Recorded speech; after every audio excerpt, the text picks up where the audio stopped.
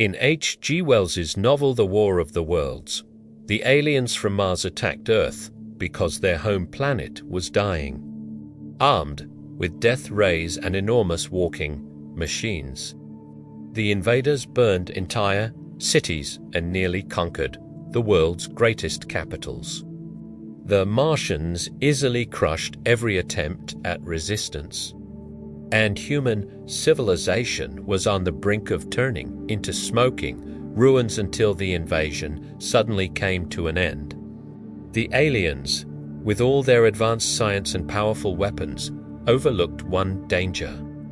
They failed to anticipate an attack from Earth's most primitive inhabitants, microbes. This novel gave birth to an entire literary genre and inspired thousands of films.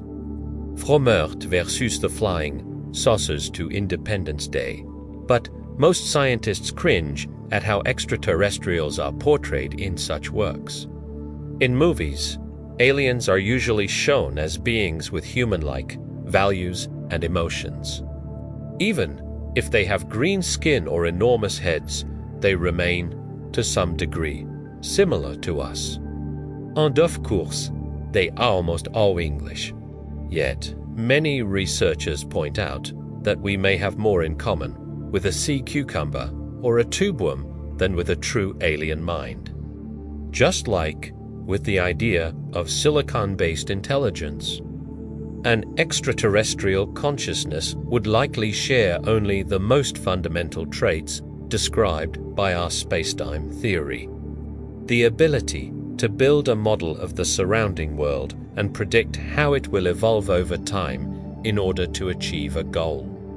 But unlike robots which can be programmed to bond emotionally with humans or pursue goals, aligned with ours, an alien mind may have neither.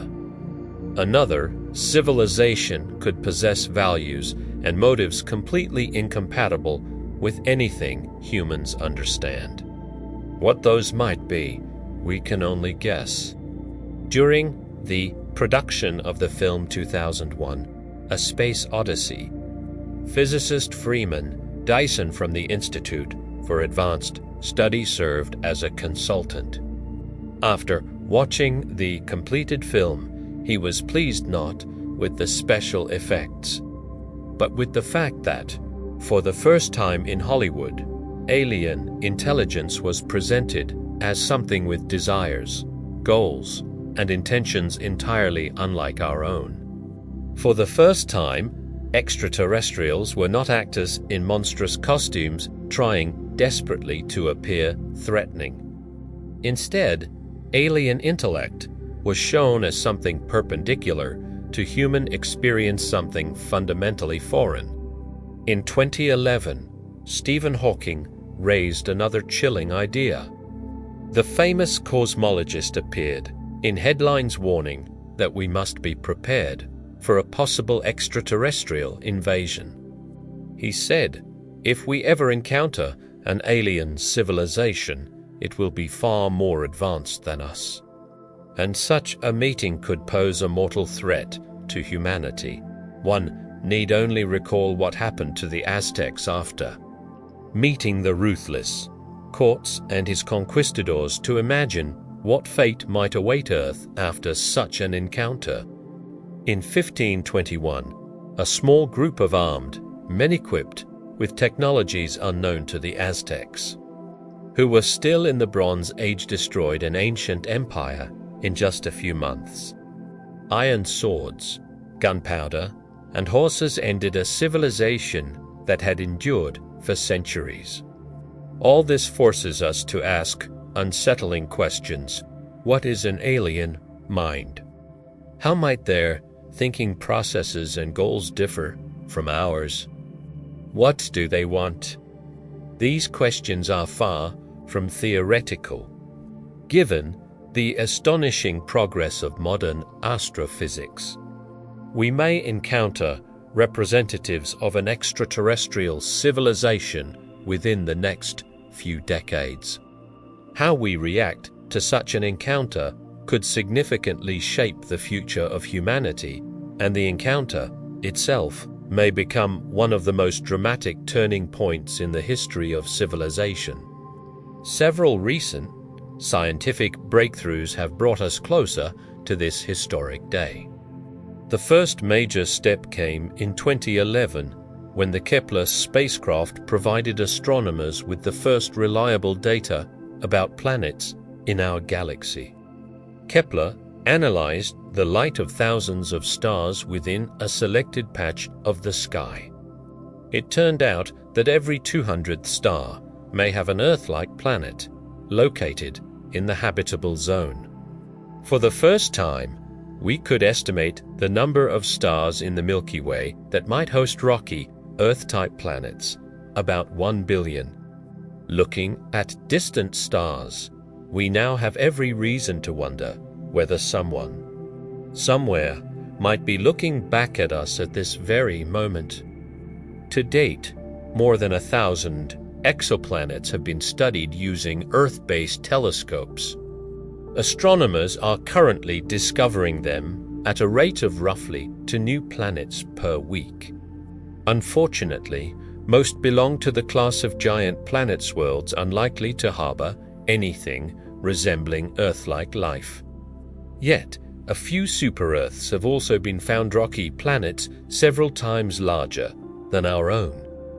And Kepler has already identified around 2,500 candidate exoplanets, some very similar to Earth.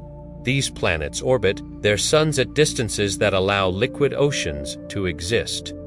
And liquid water is the universal solvent in which the majority of organic compounds DNA. Proteins can form and interact. In 2013, NASA scientists announced Kepler's most stunning discovery: 2 exoplanets that can be considered near twins of Earth. They lie about 1,200 light-years away.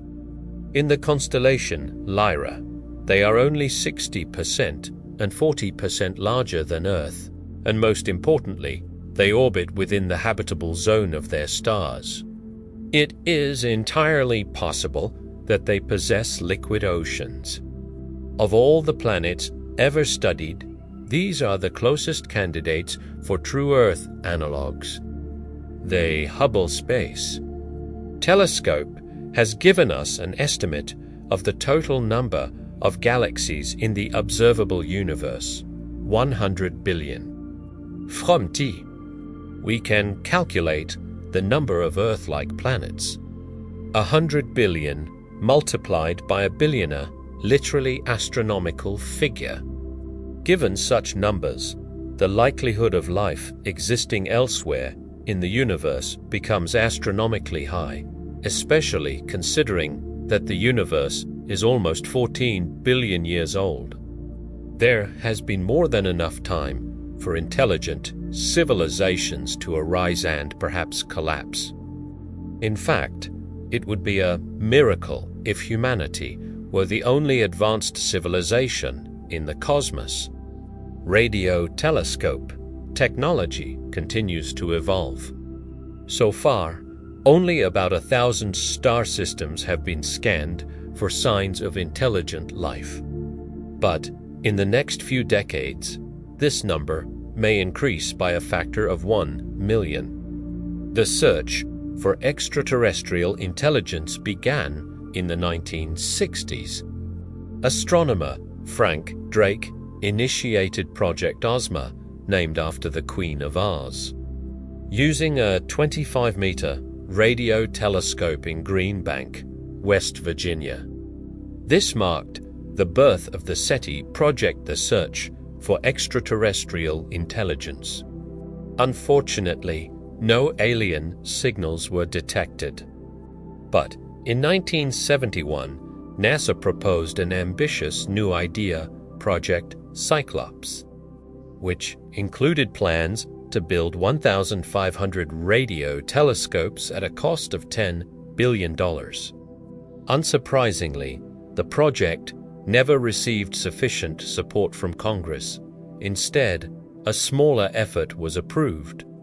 In 1974, the Arecibo Observatory in Puerto Rico transmitted a coded radio message. 1,679 bits long toward the globular cluster M13, 25,000 light-years away. It was humanity's first interstellar business card, containing encoded information about our species and our planet. No reply has ever been received. Perhaps we were simply not interesting enough, or perhaps the speed of light is to blame. Considering the distance, we shouldn't expect a response for at least 52,000 more years. Since then, some scientists have questioned whether we should really be advertising our presence so openly throughout the cosmos. At least not until we understand the intentions of potential extraterrestrial civilizations. These researchers oppose the supporters of METI, the initiative calling for the active transmission of messages to alien intelligences. Supporters of the METI project argue, look, we are already sending enormous amounts of radio and television signals into space. A few additional, carefully crafted messages won't make any real difference. Over, critics of the project believe that we should not unnecessarily increase the chances that potentially hostile extraterrestrials might detect us. In 1995, astronomers turned to private sponsors and founded the SETI Institute in Mountain View, California, to centralize research and launch Project Phoenix, aimed at studying 1,000 nearby sun-like stars. The equipment used was so sensitive that it could theoretically detect the radar emissions of an airport from 200 light-years away. Since its creation, the SETI Institute has spent about $5 million per year. Scanning more than 1,000 stars, yet no signal has been detected so far.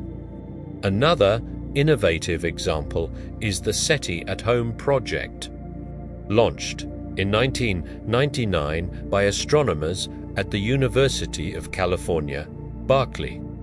It involved an army of millions of amateur astronomers and personal computer owners. Anyone could take part in this historic search. While you sleep at night, your screensaver quietly chews through the data transmitted from the Arecibo Radio Telescope in Puerto Rico. As of now, 5.2 million participants from 230 countries have joined the project.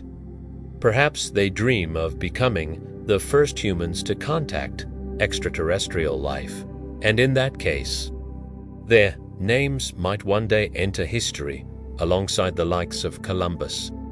The SETI at Home project has grown so rapidly that it is now the largest initiative of its kind ever undertaken. During Akov Dr. Dan Wertheimer, he told me that sometimes they intentionally feed the system false signals, fabricated messages that resemble transmissions from imaginary extraterrestrial civilizations.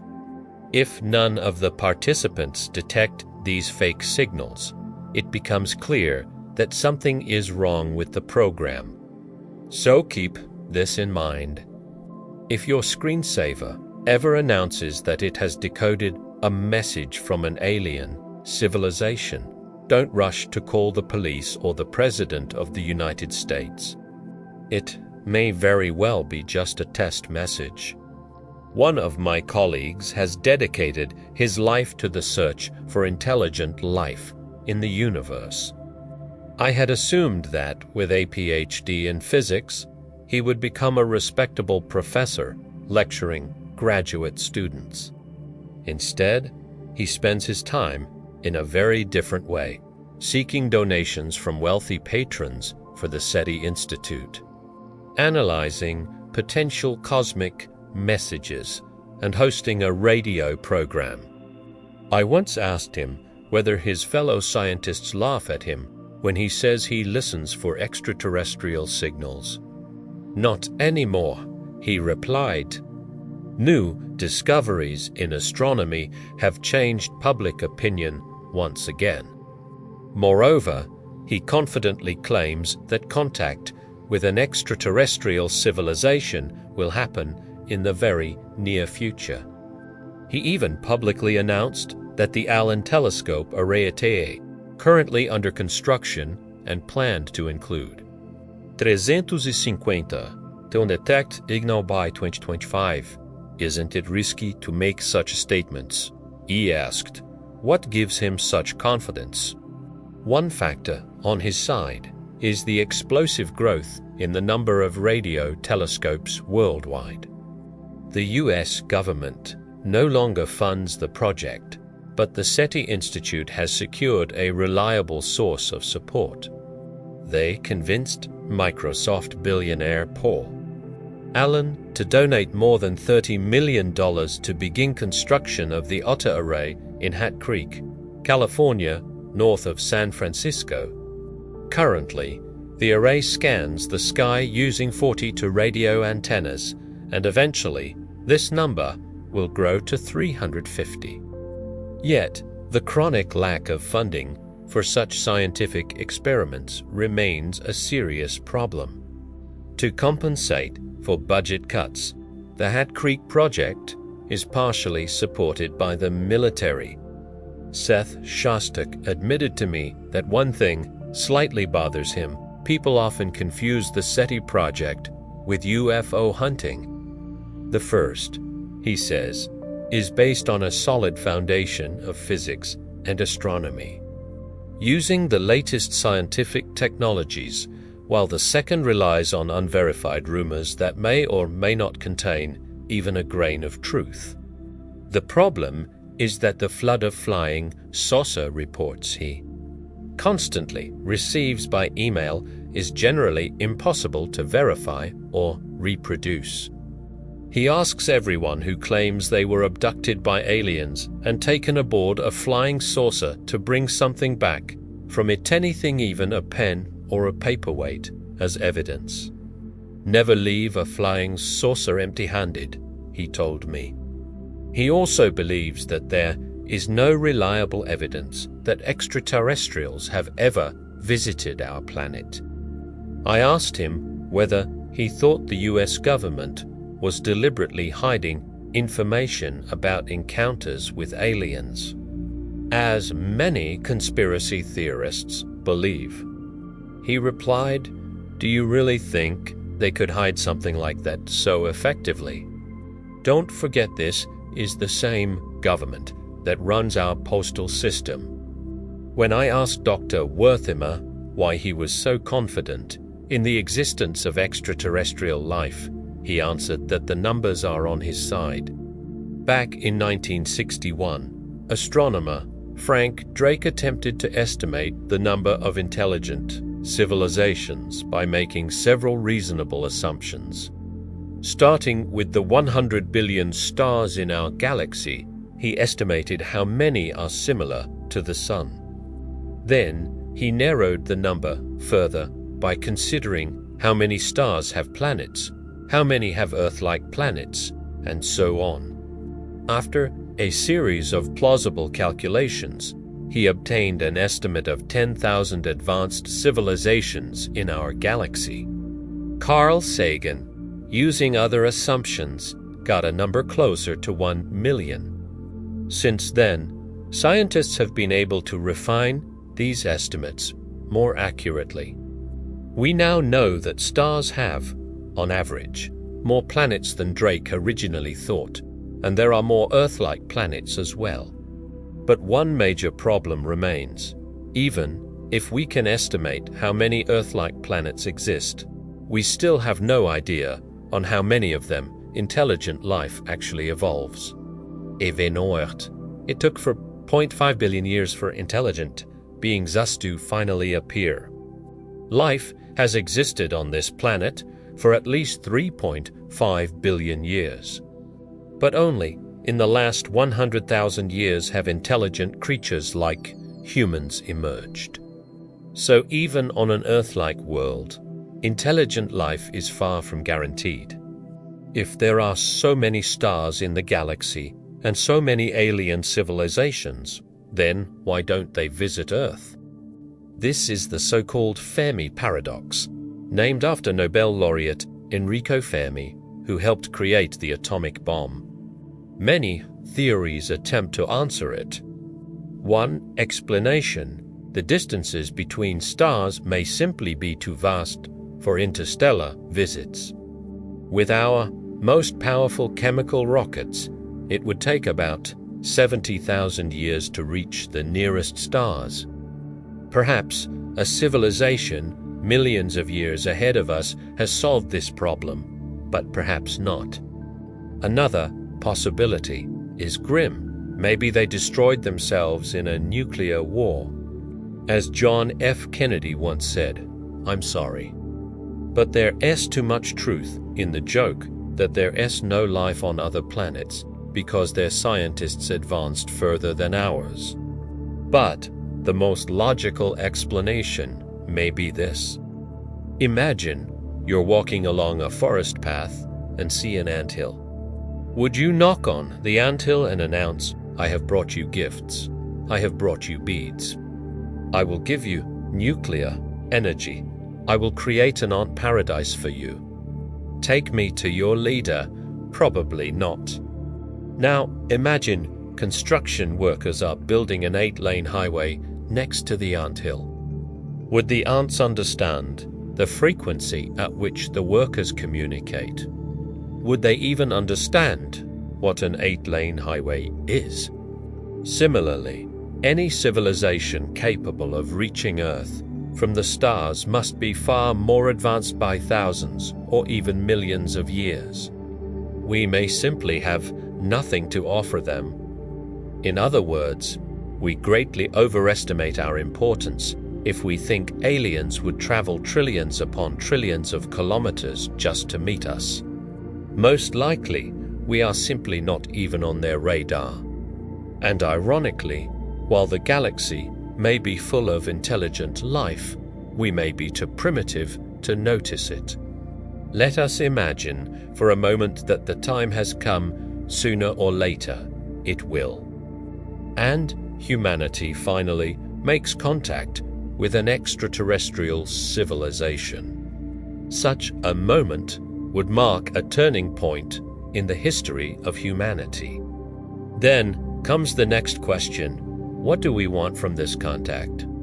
And what might an alien consciousness be like? In movies and science fiction novels, aliens often want to eat us, conquer us, mate with us, enslave us, or strip our planet of resources. But all these scenarios are highly unlikely. Our first contact with an extraterrestrial civilization will most likely not begin with a flying saucer landing on the lawn of the White House. Far more likely is this: some teenager whose computer runs the SETI home screensaver will announce that his computer has decoded a signal from the Arecibo telescope in Puerto Rico. Or perhaps the SETI project at Hat Creek will detect a message with unmistakable signs of intelligence. Thus, our first encounter with extraterrestrials will be one-sided. We may be able to eavesdrop on some intelligent message, but sending a reply and especially receiving an answer could take decades. The conversations we intercept over radio may give us valuable insights into that alien civilization.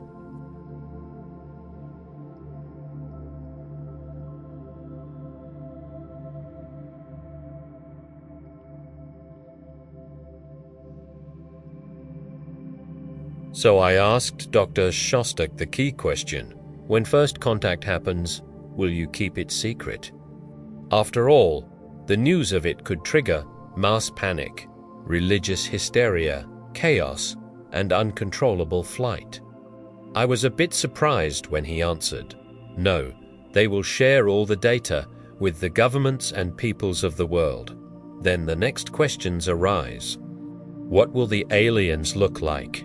How do they think? To get an idea of what alien consciousness might be like, it is helpful to analyze another form of consciousness very different from our own, the consciousness of animals.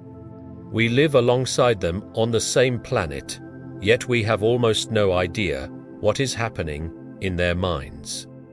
Understanding animal consciousness, in turn, may help us understand the consciousness of extraterrestrials.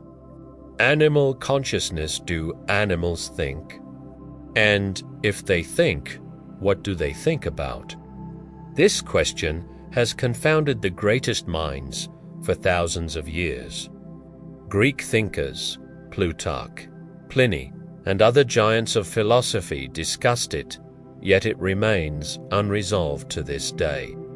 A dog runs along a road searching for its master and reaches a fork with 3 possible paths. First, the dog runs left, sniffs everything there, then returns, now knowing the master did not choose that path. Then it runs to the right, sniffs, and realizes the master wasn't there either. But now the dog confidently runs straight down the middle road, no longer sniffing at all. What was happening in the dog's mind at that moment? The greatest philosophers have pondered this question without success. The French philosopher Michel de Montaigne wrote that the dog clearly reasoned that the only remaining option must be correct. Such a conclusion, he argued, shows that dogs are capable of abstract thinking. But Thomas Aquinas in the 13th century expressed the opposite view. What appears externally to be abstract reasoning, he claimed, does not necessarily mean it truly is. We may be fooled by outward similarities to human rational thought. Centuries later, another famous exchange took place on the subject of animal consciousness between John Locke and George Berkeley. Animals do not think abstractly, Locke stated definitively, to which Bishop Berkeley replied, "If the lack of abstract thought is to be the distinguishing feature of such creatures, I fear that many who pass for humans would have to be counted among them across all ages." Philosophers tried to analyze this question the same way by measuring a dog's mind using the standard of human consciousness. But this is the classic mistake of anthropomorphism, assuming that animals think and behave like humans. Perhaps the real solution is to look at the question from the dog's own perspective, which may be completely foreign to us. I offered a definition suggesting that animals are part of a continuum of consciousness.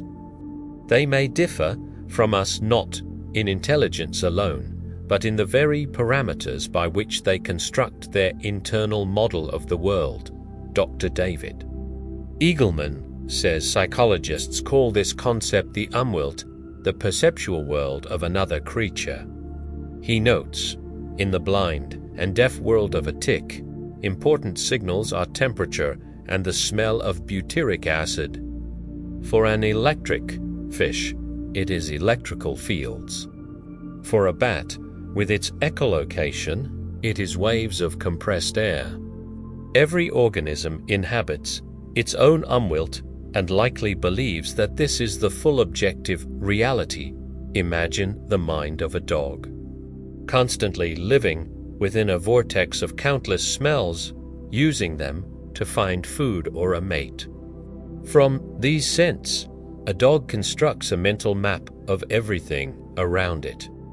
This map of smells is nothing like the visual map we build with our eyes, and it carries a completely different set of information. Now imagine a Penfield map of a dog's brain. Most of it would be devoted to the nose, not the fingers as in humans. In fact, Penfield maps differ across species, and an alien's map would probably look even stranger. Unfortunately, we tend to attribute human consciousness to animals, although in reality their perspective on the world may be entirely different. For example, when a dog faithfully follows its owner and obeys him, we subconsciously assume that the dog is a best friend because it loves and respects us. But since dogs descend from the grey wolf, a pack hunter accustomed to strict hierarchy, it is much more likely that a dog sees us as a kind of alpha or pack leader. To your dog, you are, in a sense, the top dog, the chief animal of the pack. This is likely one of the reasons why training a puppy is much easier than training an adult dog. A puppy's brain seems to imprint your presence effortlessly, while older dogs understand that humans are not truly members of their pack. When a cat enters an unfamiliar room and immediately rushes to urinate on a beautiful carpet, we assume the cat is angry or nervous and try to figure out what upset it. But the cat may simply be marking territory to ward off other cats. So the cat is not upset at all.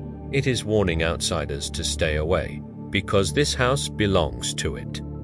If a cat purrs and rubs against your legs, we tend to think it is grateful for your care, and that such behavior is a sign of affection and warmth.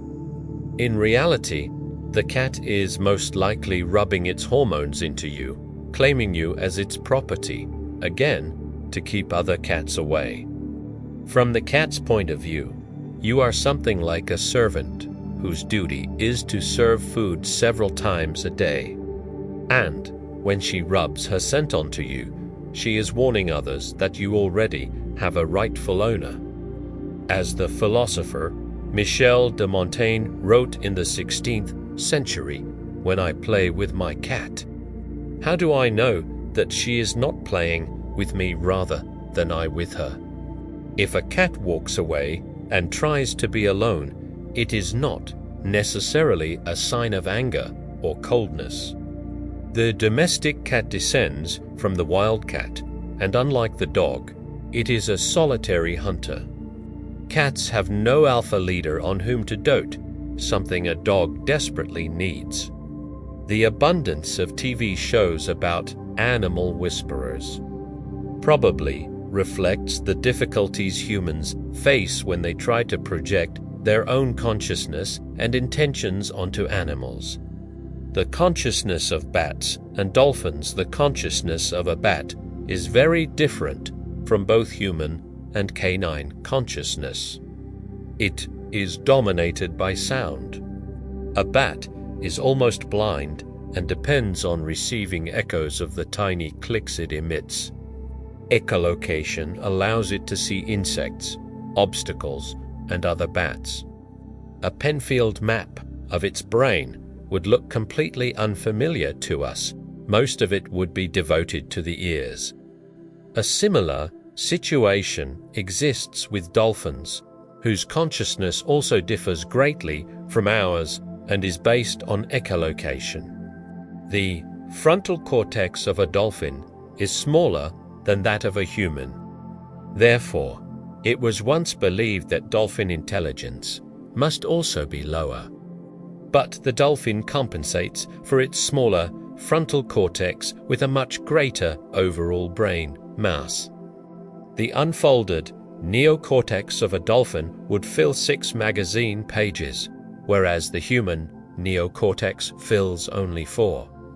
In addition, dolphins have highly developed occipital and temporal regions of the cortex, the areas responsible for processing echolocation signals in water. And dolphins are among the few animals capable of recognizing themselves in a mirror, likely for this reason. Furthermore, the dolphin S-brain structure differs from ours because the evolutionary paths of dolphins and humans diverged about 95 million years ago. Dolphins have no need for a nose, so their olfactory bulb disappears shortly after birth. But 30 million years ago, they experienced an explosive expansion of their auditory cortex. This is when dolphins learned to find food using echolocation. Their world, like that of bats, is filled with swirling echoes and countless vibrations. Compared to humans, dolphins have one additional part in the limbic system. This region is called the paralimbic area, and it probably helps dolphins form social bonds. Moreover, dolphins have an intelligent form of communication. I once swam with dolphins while filming a TV program and used an ultrasonic sensor to record the whistles and clicks they used to communicate with each other. A computer later analyzed these recordings. There is a simple way to determine whether a seemingly random collection of sounds is actually intelligent speech.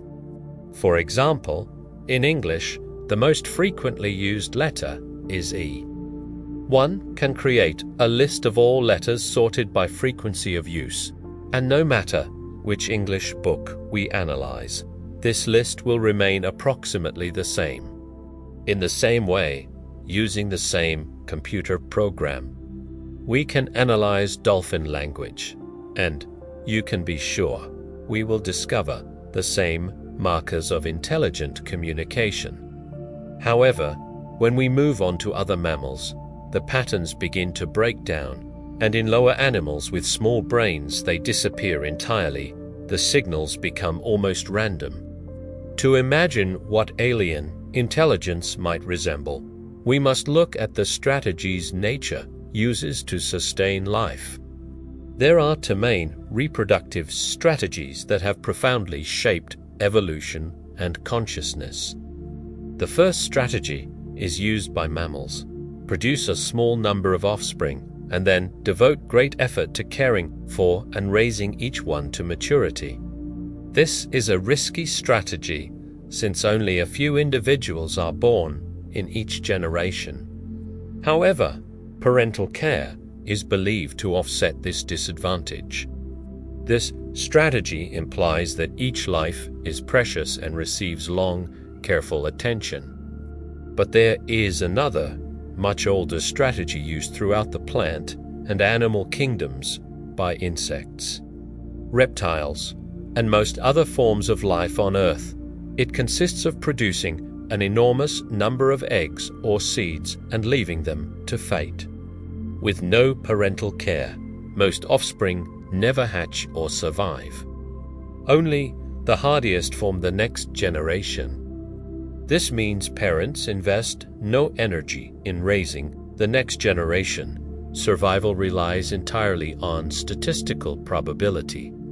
These two strategies give rise to astonishingly different attitudes toward life and intelligence. The first values every individual. Love, care, affection, and attachment flourish here. Clearly, such a reproductive strategy can only work if parents devote considerable precious energy to protecting and raising their young. The second strategy places no value on the individual at all. It is concerned solely with the survival of the species or group as a whole. Individuality means nothing. Moreover, the choice of reproductive strategy has deep consequences for the evolution of intelligence. For example, when two ants meet, they exchange a very limited amount of information using chemical scents and gestures. The information transmitted is minimal, yet ants collectively create complex networks of tunnels and chambers necessary for building an anthill. Similarly, bees, communicating only through dance, are capable of building intricate honeycombs and locating distant flowering meadows. Their intelligence arises not from the individual but from the holistic interaction of the entire colony and from their genes. Now imagine an alien civilization built on the second strategy, something like an intelligent race of bees. In such a society, a worker bee that leaves the hive each day to gather pollen has little value and is easily replaced. Worker bees do not reproduce at all. They live solely to serve the hive and the queen, and they are ready to sacrifice themselves at any moment. The emotional bonds that matter to mammals mean nothing to them. Hypothetically, this could shape the nature of such a species space program. We value the life of every astronaut, and vast resources are spent to bring them home safely. A large portion of the cost of space travel goes into life support systems needed for a safe atmospheric re-entry. But for a civilization of intelligent bees, the life of an individual worker is not especially valuable, so their space program would be far cheaper. Its participants would not need to return. Every mission would be a one-way journey, saving enormous resources. Now imagine that we encounter an alien visitor who is essentially a kind of worker bee. In normal circumstances, if you see a bee in the forest, it will most likely ignore you unless you threaten it or the hive. To the bee, you practically do not exist. Likewise, a bee-like alien would likely have no reason to communicate with us or share knowledge. It would simply carry out its primary task, paying no attention to us. Moreover, our values would be completely incomprehensible to it. Back in the 1970s, Tuplax was sent into space aboard the Pioneer 10 and Pioneer 11 interplanetary probes. They contained information about our world and human society, celebrating the richness and diversity of life on Earth at the time. Scientists believed alien civilizations would resemble our own, curious and eager for contact. But if such a plaque were discovered by an alien worker bee, it would likely evoke no interest whatsoever and convey nothing meaningful to its counterpart in intelligence. Nor li tatsächlich worker not particularly intelligent. They would only need enough intelligence to serve the hive and nothing more. So even if we wanted to send a message to a planet of intelligent bees, the recipient, even after receiving it, would hardly be inclined to respond.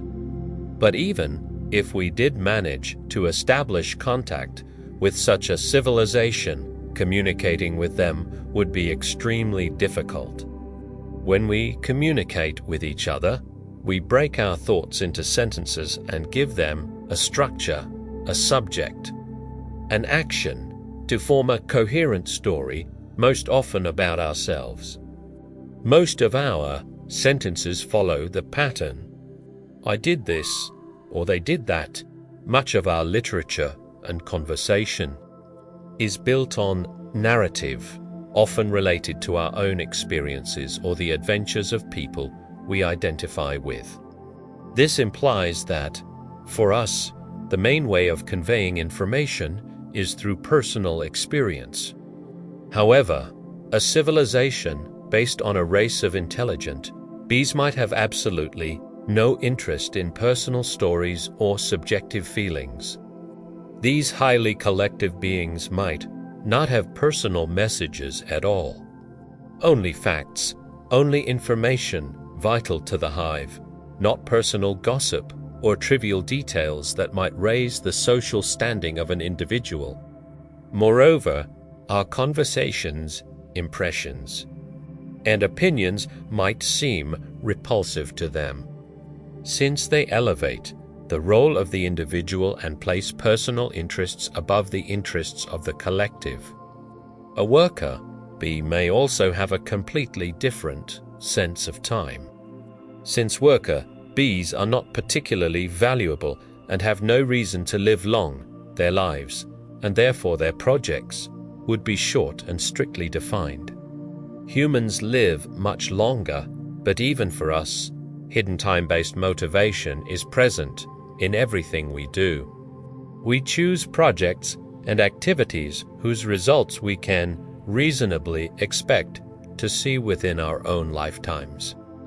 We subconsciously pace our work, relationships, and even our goals with the awareness that we live and eventually die within a limited time frame.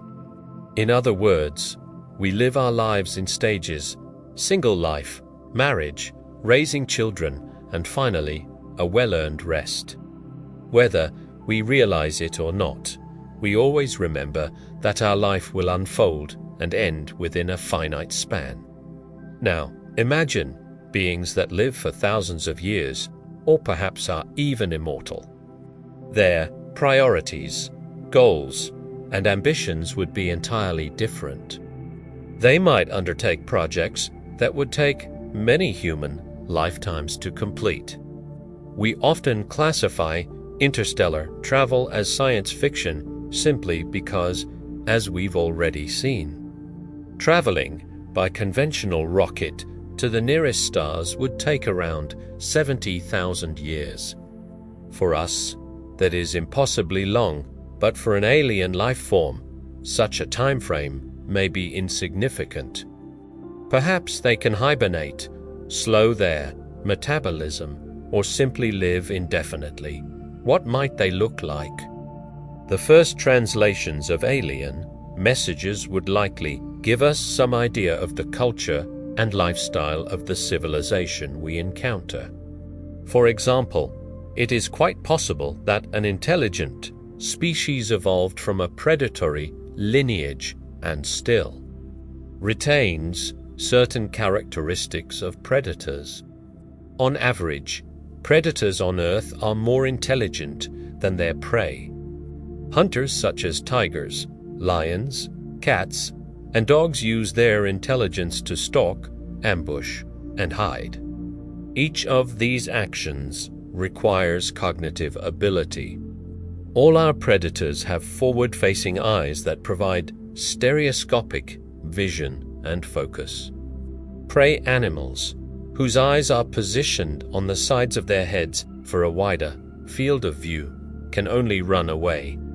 This is why we say sly as a fox and dumb as a rabbit. Perhaps alien, intelligent beings have long since outgrown the predatory instincts of their distant ancestors. But it is likely that some predator consciousness remains in them: territoriality, expansion, the use of violence when necessary, and similar traits. If we look closely at the human species, we can see that our present intelligence was shaped by at least three major factors. First, an opposable thumb that allows the use of tools and the ability to alter the surrounding environment. Second, stereoscopic vision, the three-dimensional eyes of a hunter. And third, language, which enables us to accumulate knowledge, culture, and wisdom from generation to generation. If we compare these three traits with characteristics found in the animal kingdom, it becomes clear that very few animals meet such criteria for potential intelligence. Dogs and cats, for example, cannot grasp objects and have no complex language. Octopuses have intricately structured tentacles, but their vision is poor and they lack a developed system of communication. Of course, variations of all three criteria are possible. Instead of an opposable thumb, alien beings might possess claws or tentacles.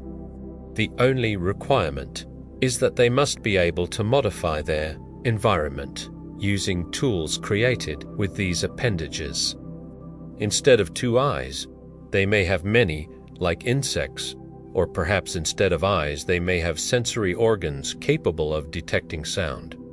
Ultraviolet or invisible wavelengths of light.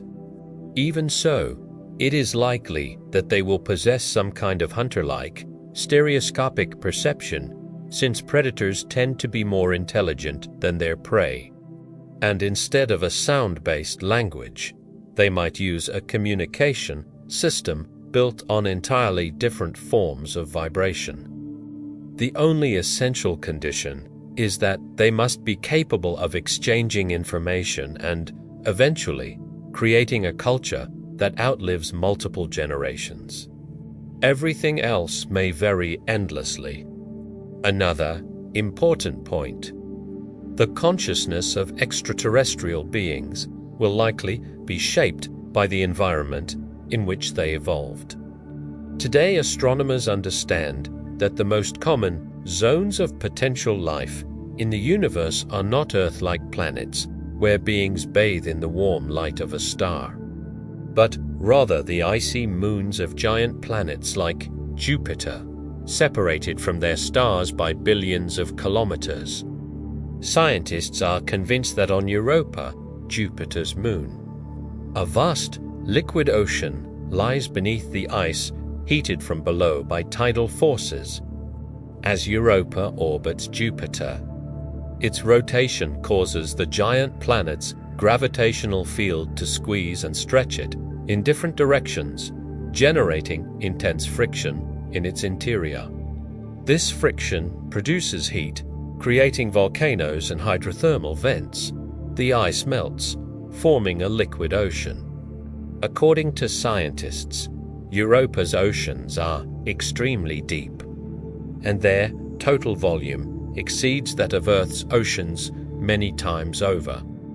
And because giant planets exist around roughly half of all stars in the sky, meaning there are about 100 times more of them than Earth-like planets, the most common form of life in the universe, may very well be inhabitants of icy moons of gas giants similar to Jupiter.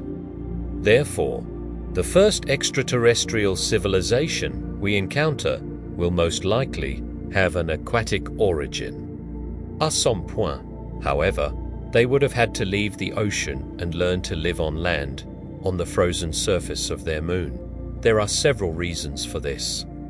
First, any species that lives permanently underwater will possess only a very limited understanding of the universe.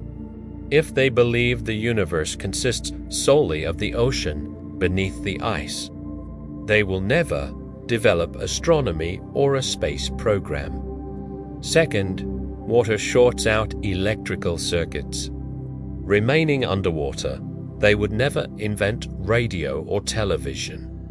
To advance, a civilization must master electronics, impossible to develop in an ocean.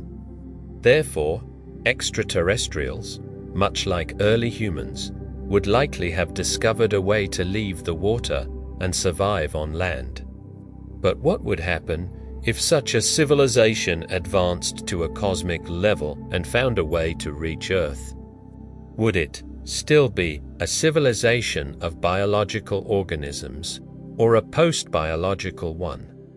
The post-biological era, there is a man who has dedicated a great deal of thought to these questions, Dr. Paul Davies from Arizona State University. To imagine what a civilization thousands or even millions of years ahead of us might look like, we must broaden the horizons of our own worldview. Given the dangers of interstellar travel, he argues, it is likely that such beings would have long abandoned their biological form and become something akin to disembodied consciousness. Dr. Davies writes, "My conclusion is astonishing. I believe it is very likely and essentially inevitable that biological intelligence will prove to be only a transient phenomenon, a brief stage in the evolution of mind in the universe. If we ever encounter extraterrestrial intelligence, I believe with overwhelming probability that it will be post-biological in nature." This conclusion has obvious and far-reaching implications for SETI if extraterrestrials are thousands of years ahead of us. then they may well have abandoned their biological bodies long ago and constructed the ultimate computational entity, a planet whose entire surface is covered with computers. Dr. Davies says, "It is not difficult to imagine an entire planet's surface covered by a single integrated computational system." Ray Bradbury coined a term for such astonishing systems, a matryoshka brain, according to Dr. Davies. Alien consciousness may eventually lose the very concept of I or individuality and merge into a kind of collective planetary web of minds spread across an entire world.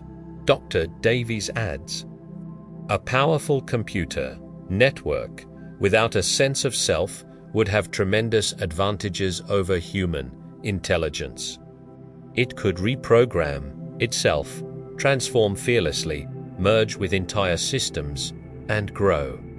A personal sense of identity would only hinder its progress.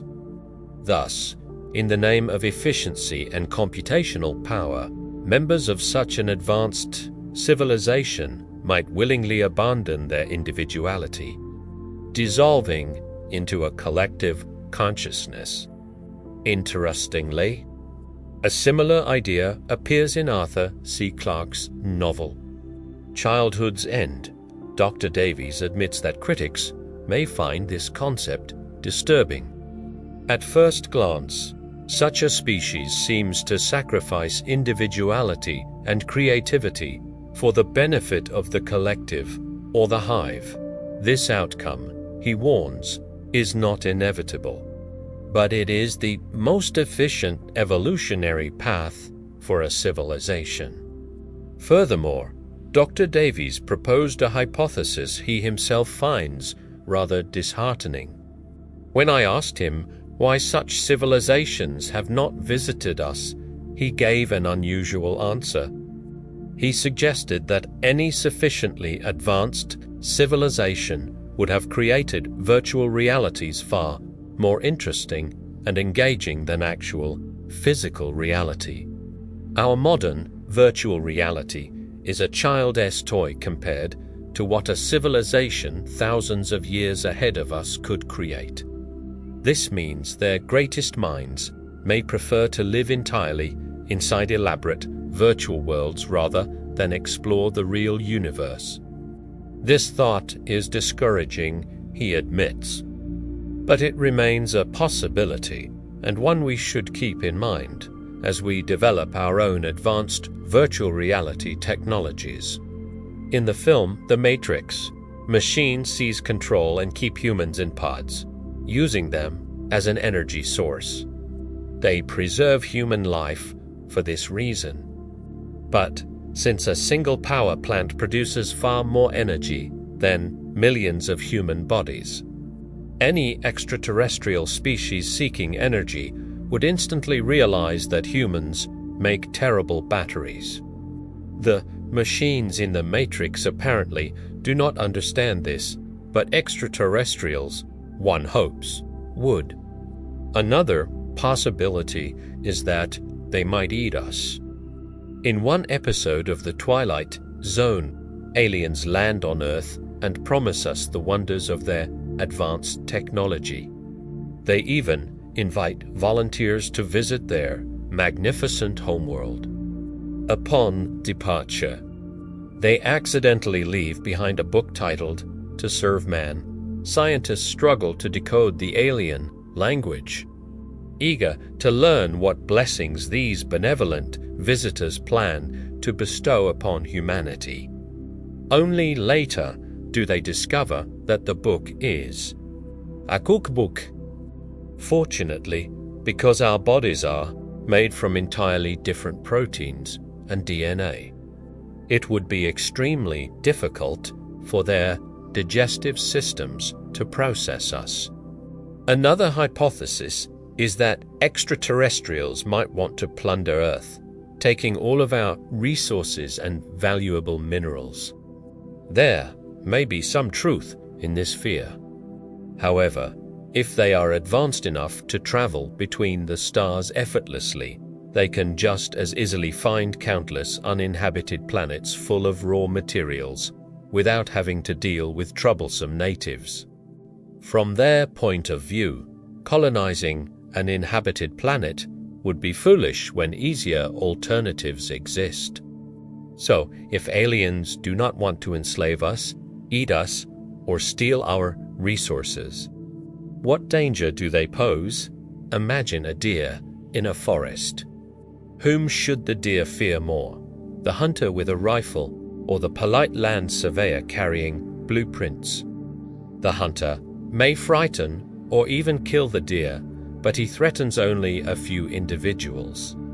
The builder is far more dangerous because he does not even notice the deer. He does not care at all.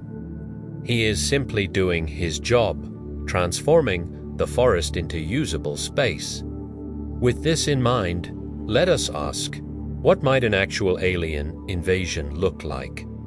Hollywood makes one glaring mistake. It often portrays aliens as only 100 years ahead of us. This allows humanity to fight back, inventing a secret weapon or discovering some obvious flaw in the aliens' defenses, as in Earth versus the flying saucers. But, in reality, as SETI director Dr. Seth Shostak once told me, a battle between humans and an advanced alien civilization would resemble Bambi versus Godzilla. It is true that alien weaponry might surpass ours by thousands or even millions of years. If so, we would hardly be able to defend ourselves at all. However, we could learn from the barbarians who once brought down the Roman Empire, the greatest military power of its time. The Romans were skilled engineers, capable of creating weapons that could completely destroy barbarian villages, as well as building roads to supply far-flung military outposts across their enormous empire. The barbarians, however, were former nomads, and in a direct battle against the well-organized Roman military machine, they had almost no chance of victory. But history shows that the fabric of the constantly expanding empire eventually became too thin. There were too many enemies to fight and too many treaties to uphold. The economy could no longer sustain it all, especially as the population slowly declined. Moreover, the empire, always short on recruits, was forced to enlist young barbarians into its own army and even promote them to commanding positions. Naturally, the empire's advanced technologies began to leak into barbarian hands. Over time, they themselves mastered the military expertise that had once played a decisive role in their subjugation. At the end of its existence, the empire racked by palace intrigues, harsh famines, civil wars, and a severe shortage of troops found itself face to face with barbarians who already knew how to stop the Roman army. The sackings of Rome in 410 and 455 became the prologue to the empire's final collapse. In 476 AD, it is possible that our struggle with an alien civilization would unfold in much the same way. At first, humanity would pose virtually no threat to an extraterrestrial invasion.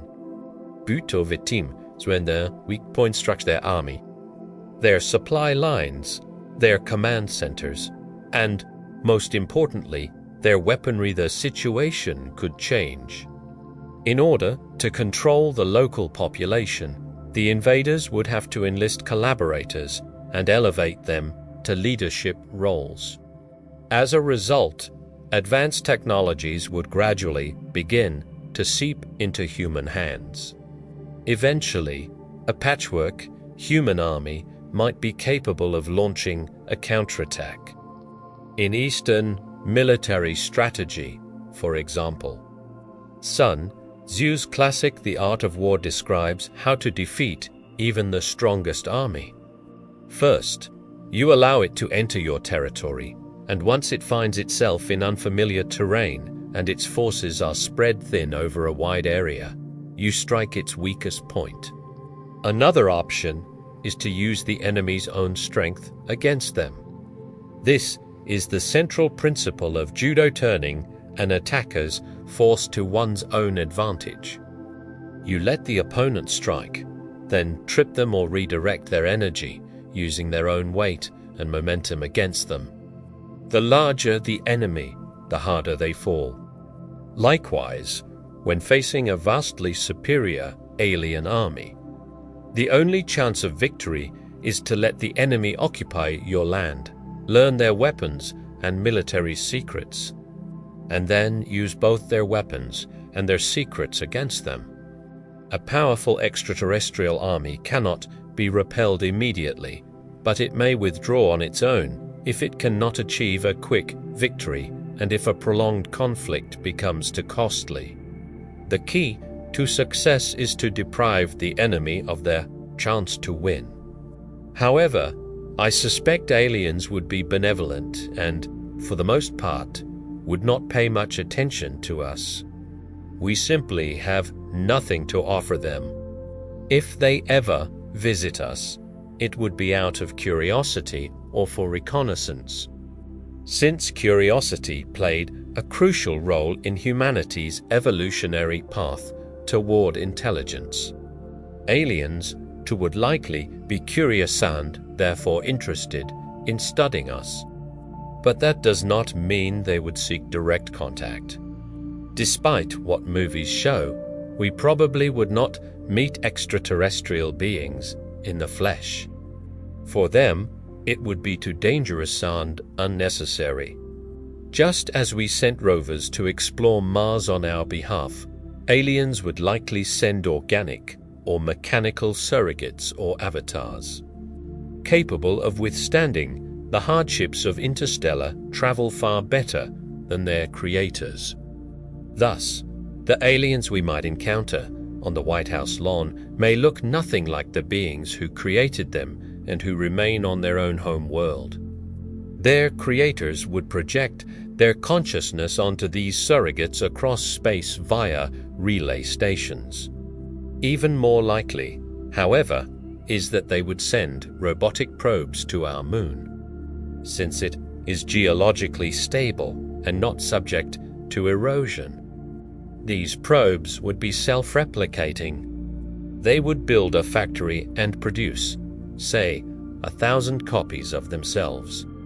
Such probes are called von Neumann probes, named after the mathematician John von Neumann, who laid the foundations of digital computing theory.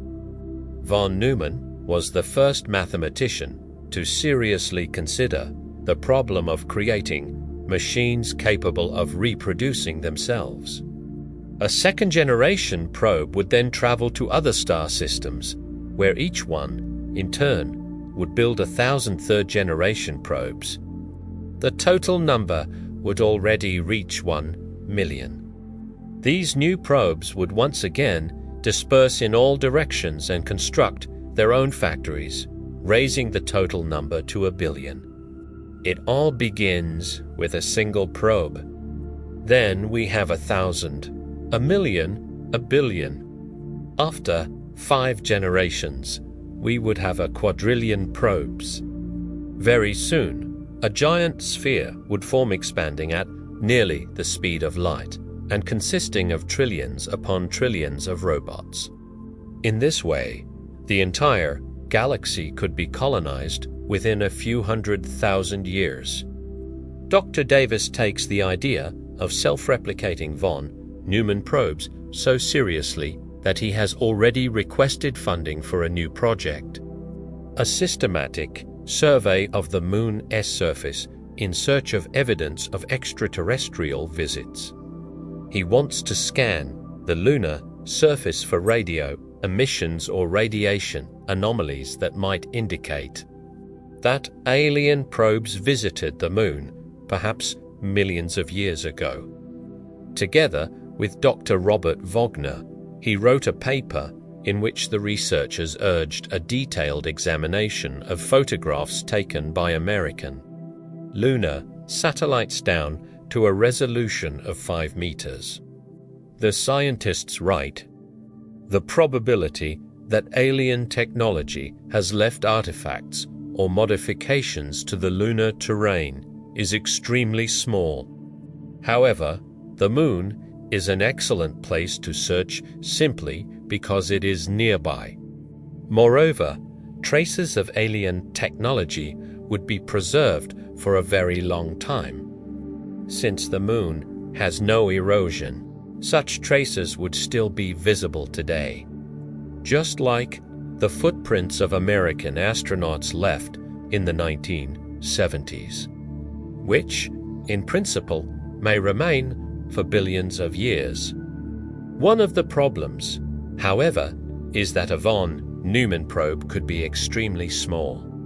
Nanoprobes containing molecular, machines, and microelectromechanical systems could be no larger or even smaller than, David told me.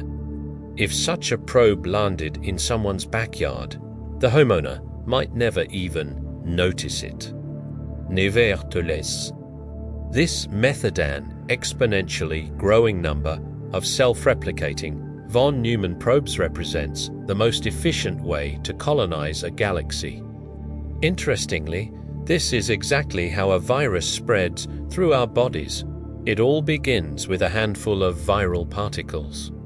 Each particle invades a cell, activates its reproduction mechanism, and turns the cell into a factory for producing new viruses.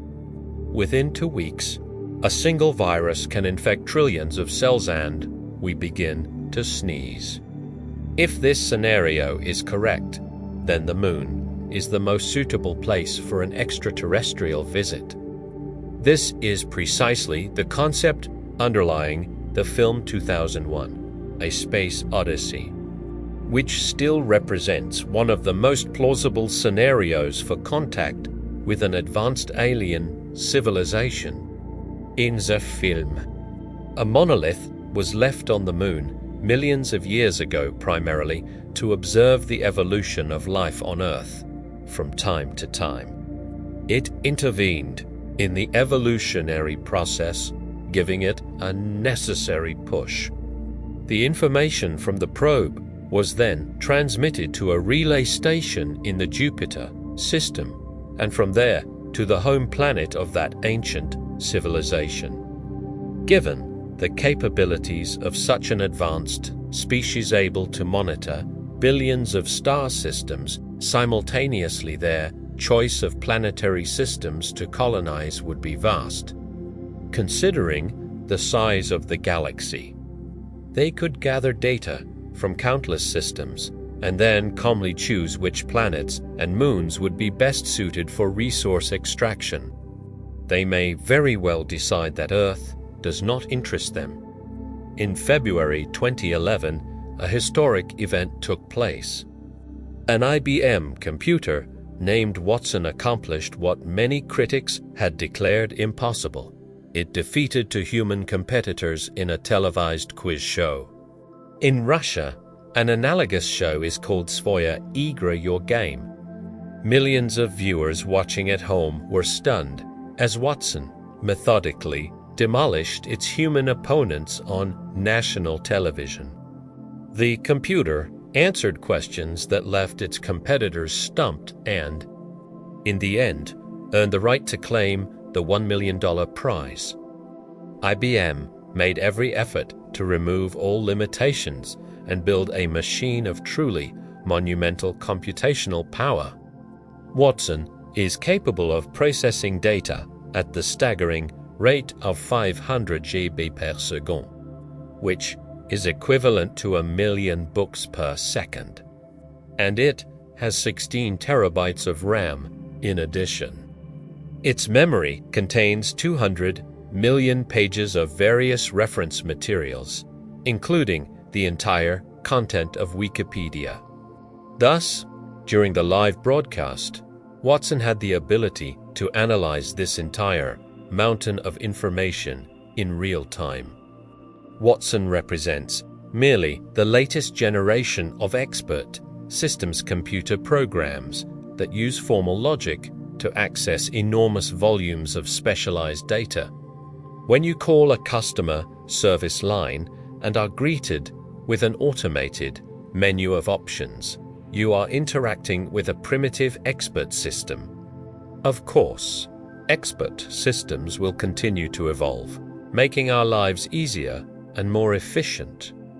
Engineers are currently working on developing a robo-doctor that can appear on the screen of a wristwatch or a large wall display and provide medical advice with 99% accuracy almost for free. You would describe your symptoms, and it would search databases from leading global medical centers and compile the most current scientific information. This could eliminate unnecessary doctor visits and costly false alarms. Routine consultations would no longer require any effort at all.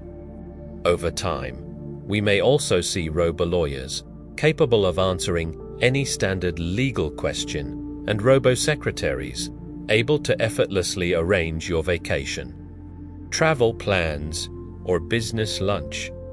Naturally, for specialized help and professional judgment, you would still need a human lawyer, doctor, or assistant. But for everyday questions, such programs would be more than sufficient. Scientists have also created so-called chatbots capable of imitating ordinary conversation. The average person typically knows tens of thousands of words. Reading a newspaper requires knowledge of about 2,000 or more. But small talk is usually conducted with only a few hundred words. Robots can be programmed to hold conversations with such a limited vocabulary if, of course, the conversation is restricted to a few well-defined topics. A favorite scare story of the media is "The robots are coming," shortly after Watson won the contest. Some would-be experts were already wringing their hands, mourning the terrible day when machines would surpass us. Qu'est-ce qu'un génie bon computer? Remarked to a reporter, "I, for one, welcome our new computer overlords." Experts asked if Watson was able to defeat seasoned, battle-hardened contestants in a live competition. What chance do the rest of us mortals have? Jennings don't lit Alphine geste Brad, the other contest. Come, the first workers in the knowledge industry to lose our jobs thanks to a generation of thinking machines. Commentators, however, forgot to mention that a human cannot walk up to the computer and congratulate it. You cannot pat it on the back or share a glass of champagne with it. It will not understand what any of that means. Moreover, Watson does not even know that it won. Stripped of the sensationalism of the press, Watson is simply a very complex calculating machine capable of performing computational operations or searching data billions of times faster than the human brain. A machine that completely lacks self-awareness or common sense. On the one hand, progress in artificial intelligence has been astounding, especially in terms of raw computational power. A person from the early 20th century witnessing modern computing would surely consider such machines miraculous. But on the other hand, when it comes to creating machines capable of independent, thought-through thinking automata that require no puppet master, joystick operator, or remote control, the progress has been minimal. Robots still have no understanding that they are robots. According to Moore's law, the computational power of computers has doubled every 2 years for the last 50 years. For this reason, some believe that it is only a matter of time before machines acquire consciousness comparable to that of humans. No one knows exactly when this will occur. But humanity must be prepared for the moment when machine consciousness leaves the laboratory and enters the world. How we choose to treat machine consciousness may determine the future of the human species. Predicting the future of artificial intelligence is difficult because the field has already gone through 3 cycles of boom and bust. In the beginning, in the 1950s, it seemed that robotic maids and bartenders were just around the corner. Researchers built machines capable of playing checkers and solving algebra problems. Researchers were developing robotic manipulators that could recognize and lift small bricks. At Stanford University, they built a robot named Shaky, a computer mounted on a wheeled cart with a camera capable of moving around a room on its own, avoiding obstacles. Very soon, scientific journals were filled with enthusiastic articles predicting the rise of robot companions. Some predictions were even too conservative. For example, in 1949, Popular Mechanics announced that future computers would weigh no more than 1.5 tons. Others, however, were wildly optimistic, claiming that the age of robots was just around the corner. Shaky, they said, would one day become a mechanical maid or butler, vacuuming carpets and opening doors. Movies like 2001, A Space Odyssey convinced us that very soon robots would pilot our spacecraft to Jupiter and chat casually with astronauts. In 1995, Dr. Herbert Simon, one of the father fishery, confidently declared, "In 20 years, machines will be capable of doing any work that a human can do." 2 years later, another founding fossil intelligence, Dr. Marvin Minsky, stated that generation, the problem of creating artificial intelligence would be largely solved. But in the 1970s, this boundless optimism collapsed. Checker playing, computers could only play checkers, nothing else. Mechanical arms could lift bricks, and nothing more. They were circus ponies trained for one trick. Even the most advanced robots needed hours to cross a single room. In unfamiliar environments, Shaky became confused easily, and scientists made no real progress in understanding the nature of consciousness. In 1974, artificial intelligence suffered a severe blow. The governments of the United States and the United Kingdom drastically cut funding for AI research. In the 1980s, as computing power grew, a new gold rush began in artificial intelligence. The Pentagon's planners hoped to create robot soldiers and deploy them on the battlefield. By 1985, funding for AI development reached $1 billion per year, with hundreds of millions spent on projects like Smart Truck, which aimed to create autonomous vehicles capable of infiltrating enemy territory, conducting reconnaissance, completing missions such as rescuing prisoners, and then returning safely. Unfortunately, the only thing these machines learned to do reliably was get lost. The spectacular failures of such expensive projects led to yet another wave of disillusionment. In the 9th, Paul Abraham, recalling his time at MIT, said, "It was as if a group of people proposed building a tower to the moon." Each year, they proudly pointed out how much taller the tower had become compared to the year before. The only problem was that the moon wasn't getting any closer, but computer power continued to grow relentlessly. And today, we can say that a renaissance of artificial intelligence has begun. Progress is slow, but real. In 1997, IBM's Deep Blue defeated world chess champion Garry Kasparov.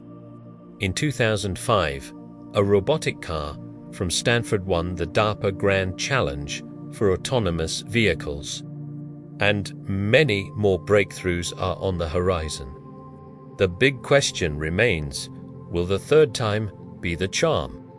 Today, scientists understand that they severely underestimated the problem because most human thinking happens at a subconscious level. Conscious thought is only a tiny fraction of the brain's activity, Dr. Steven Pinker says. I'd gladly pay a lot for a robot that could simply clear the dishes from my table or run simple errands. But I can't, because the small tasks required to build such a robot, like pattern recognition, common sense reasoning, and controlling arms and legs, remain unsolved engineering challenges. Hollywood convinces us that terrifying Terminators lurk just around the corner, but the task of creating true artificial intelligence is far more difficult than once believed. I once asked Dr. Minsky, when will machines equal us in intelligence or even surpass us? He confidently replied, "It will definitely happen," he said, "but I no longer make predictions about dates." Given the turbulent history of artificial intelligence, this is probably the wisest approach. We can describe its future without trying to assign specific timelines. Developers of artificial intelligence face at least two fundamental problems: pattern recognition and common sense. Our most advanced robots still struggle to recognize simple objects like a cup or a ball. If you take a robot out onto an unfamiliar, busy street, it will quickly lose orientation and become confused. A robot's eye is capable of detecting far more detail than the human eye, but the robot's brain cannot understand what it is seeing. This is why pattern recognition, essentially the ability to identify objects, progresses far more slowly than expected. When entering a room, a robot must perform trillions of operations, breaking down visible objects into points, lines, circles, squares, and triangles, and then trying to match this data to one of thousands of stored images. So a robot sees a chair as a chaotic soup of dots and lines, but cannot easily grasp its essence as a chair. Even if a robot manages to match an object to an image in its database, simply rotating the chair, knocking it over, placing it in a different perspective, or looking at it from another angle is enough to confuse the robot completely. Meanwhile, the human brain automatically takes all these variations into account. The brain subconsciously performs trillions of operations, yet to us the process feels effortless. Robots also struggle with common sense. They do not know basic facts about the physical and biological world. There is no mathematical equation capable of expressing such self-evident truths as rainy weather is unpleasant, or a mother is always older than her daughter. Some progress has been made in translating common sense information into mathematical logic. But the problem is enormous. Expressing even the common sense of a 4-year-old child would require hundreds of millions of lines of computer code. As Walter once said, common sense isn't all that common. Consider one of the most advanced robots in the world, ASIMO, created in Japan by Honda, in a country that produces 30% of all industrial robots. This remarkable robot, the size of a small boy, can walk, run, climb stairs, speak several languages on the vend and much better way. I interacted with Asimo several times on television and was genuinely impressed. by his abilities. But when I personally met the engineers who built ASIMO, I asked them the key question: how intelligent is this robot compared to, say, an animal? They admitted that ASIMO's intelligence is roughly comparable to that of a beetle. Walking and talking are mostly publicity tricks. The real problem is that ASIMO is essentially a very large tape recorder. It has only a very limited set of truly autonomous functions. Almost every sound and every movement must be carefully pre-programmed in advance. It took us nearly 3 hours to record a short segment of me interacting with ASIMO, because each gesture and each step had to be programmed by a whole team of assistants. When we consider all this alongside our definition of human consciousness, we find that modern robots are still stuck at a very primitive level. They are still trying to make sense of the physical and social world and to master basic facts. As a result, robots have not yet reached a stage where they can model the future. For example, if you want a robot to plan a bank robbery, you are assuming it already knows basic facts about banks. Where the money is kept, what kind of security system is installed, how police and bystanders might react. Some of this can be programmed, but there are hundreds of subtle details that the human brain understands naturally and robots do not understand at all. Robots can model the future perfectly in one very specific situation. When the domain is strictly defined, such as chess, weather simulation, or the collision of galaxies. Since the rules of chess and the laws of gravity have been known for centuries, performing advanced simulations depends only on computing power and time. Attempts have been made to break through this ceiling using brute force. One such project was a program called SICK, designed to solve tasks requiring common sense. It contained millions of lines of code with a huge library of common sense information and facts necessary to understand the world. Progress, however, was limited. Although SICK can process hundreds of thousands of facts and millions of statements, it still cannot reproduce the intelligence of a 4-year-old child. After several optimistic press releases, development slowed dramatically. Many programmers left the project, deadlines passed, yet the project remains alive to this day. Is the brain a computer? Where did we go wrong? For the past 50 years, scientists working on artificial intelligence have tried to model the brain using analogies with digital computers. But perhaps this is too much of an oversimplification. As Joseph Campbell once said, computers are like the gods of the Old Testament, lots of rules and no mercy. If you remove even a single transistor from a Pentium processor, the computer will immediately freeze, while the human brain can function quite well even if only half of it remains. The point is that the brain is not a digital computer, but a highly complex neural network. Unlike a digital computer whose architecture is fixed input, output, processor, neural network is a collection of neurons that constantly change their configuration and strengthen connections after completing each new task. The brain has no program, no operating system, and no central processor. Instead, its neural networks are massively parallel. And while learning or processing information, all 100 billion neurons can fire simultaneously. In light of this, researchers in artificial intelligence are beginning to doubt the top-down approach they have used for the past 50 years.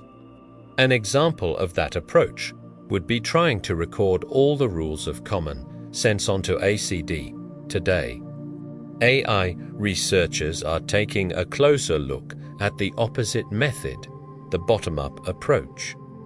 This approach means trying to follow Mother Nature, who created intelligent beings thus through evolution, starting with simple organisms like worms or fish and moving toward increasingly complex creatures. Neural networks must learn on their own through making mistakes and running into obstacles. Dr. Rodney Brooks, former director, MIT's legendary Artificial Intelligence Laboratory and one of the founders of iRobot Maker, robotic vacuum cleaners that now wander around many living rooms, proposed a completely new approach to artificial intelligence. Why not, instead of building big clumsy robots, create small compact, insect-like robots that learn to walk by themselves, just as it happens in nature? He told me he was always fascinated by mosquitoes. With a tiny brain and a very small number of neurons, they can maneuver in the air better than any robotic aircraft. He built a series of remarkably simple robots affectionately called insectoids and bugbots at MIT. They scurried everywhere, even managing to dance circles around more traditional robots. The goal of this project was to create robots that, so to speak, lived by the laws of nature learning through trial and error. In other words, robots that learned to move by bumping into everything around them. At first glance, such behavior might seem to require a complex program. The irony, however, is that neural networks don't require programming at all. The only thing a neural network does is constantly adjust the structure of its internal connections, strengthening some of them each time it makes the correct decision. So programming has very little to do with it. The change happens within the network itself. Science fiction writers once imagined that Mars would be explored by complex humanoid robots that walk and talk like we do, possessing almost human intelligence thanks to sophisticated software. The reality turned out to be the opposite. Today, the surface of Mars is explored by the descendants of the bottom-up approach, such as the Curiosity rover.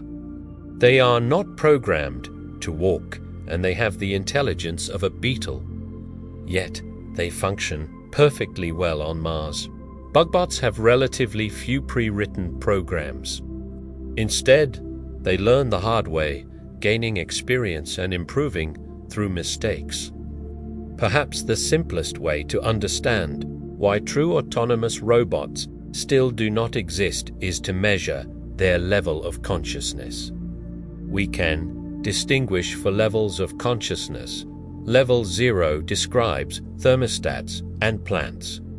They use a few feedback loops to track simple parameters such as temperature or sunlight. Level 1 describes insects and reptiles, creatures that can move and have a central nervous system. They build a model of the world that includes their position in space.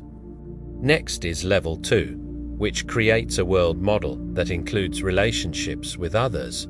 This requires emotions. Finally, Level 3 describes humans. It includes time, self-awareness, the ability to model future events, and understanding one's own place in those models. Using this framework, we can determine the level of consciousness of modern robots. First-generation robots were at Level 0 because they were static and had no wheels or limbs to move. Today's robots correspond to Level 1 because they are mobile. But within this level, they occupy the lowest tier because they navigate the real world with tremendous difficulty. Their consciousness can be compared to that of a slow-moving insect.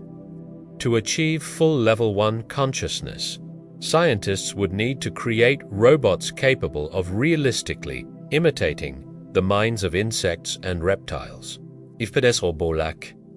They can quickly hide, find mates in the forest, locate food and shelter, recognize predators, and escape from them. As we mentioned earlier, consciousness at each level can be quantified by the number of feedback loops involved. For example, robots equipped with vision have several feedback loops, since their visual sensors can detect shadows, outlines, curved geometric shapes, and three-dimensional forms. Likewise, robots equipped with hearing require sensors for pitch, volume, accents, pauses, and so on. Altogether, the total number of feedback loops might reach around 10, whereas an insect living in the wild finding mates, shelters, and so forth may have 50 feedback loops or even more. To rise to Level 2, robots must learn to model the world while taking relationships with others into account. Level 2 consciousness, in a first approximation, can be estimated as the product of the number of members in a group and the number of emotions and gestures they use to communicate with one another. By this definition, robots today would have Level 2 consciousness with a value of 0. However, one can hope that the emotional robots being developed in laboratories now will soon raise that number. Current robots perceive humans as collections of pixels moving across their sensor screens. But some AI researchers are already creating robots capable of recognizing emotions from facial expressions and tone of voice. This is the first step toward robots understanding that a human is not just a random cluster of pixels, but a being capable of experiencing a variety of emotional states. In the next few decades, robots will gradually rise within Level 2 consciousness. They will first reach the intelligence of a mouse, then a rat, then a rabbit, eventually a cat.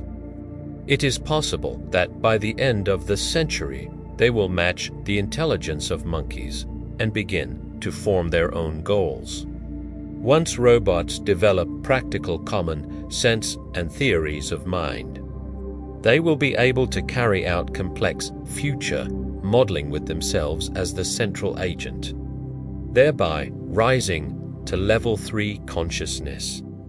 They will leave the realm of the present and enter the realm of the future.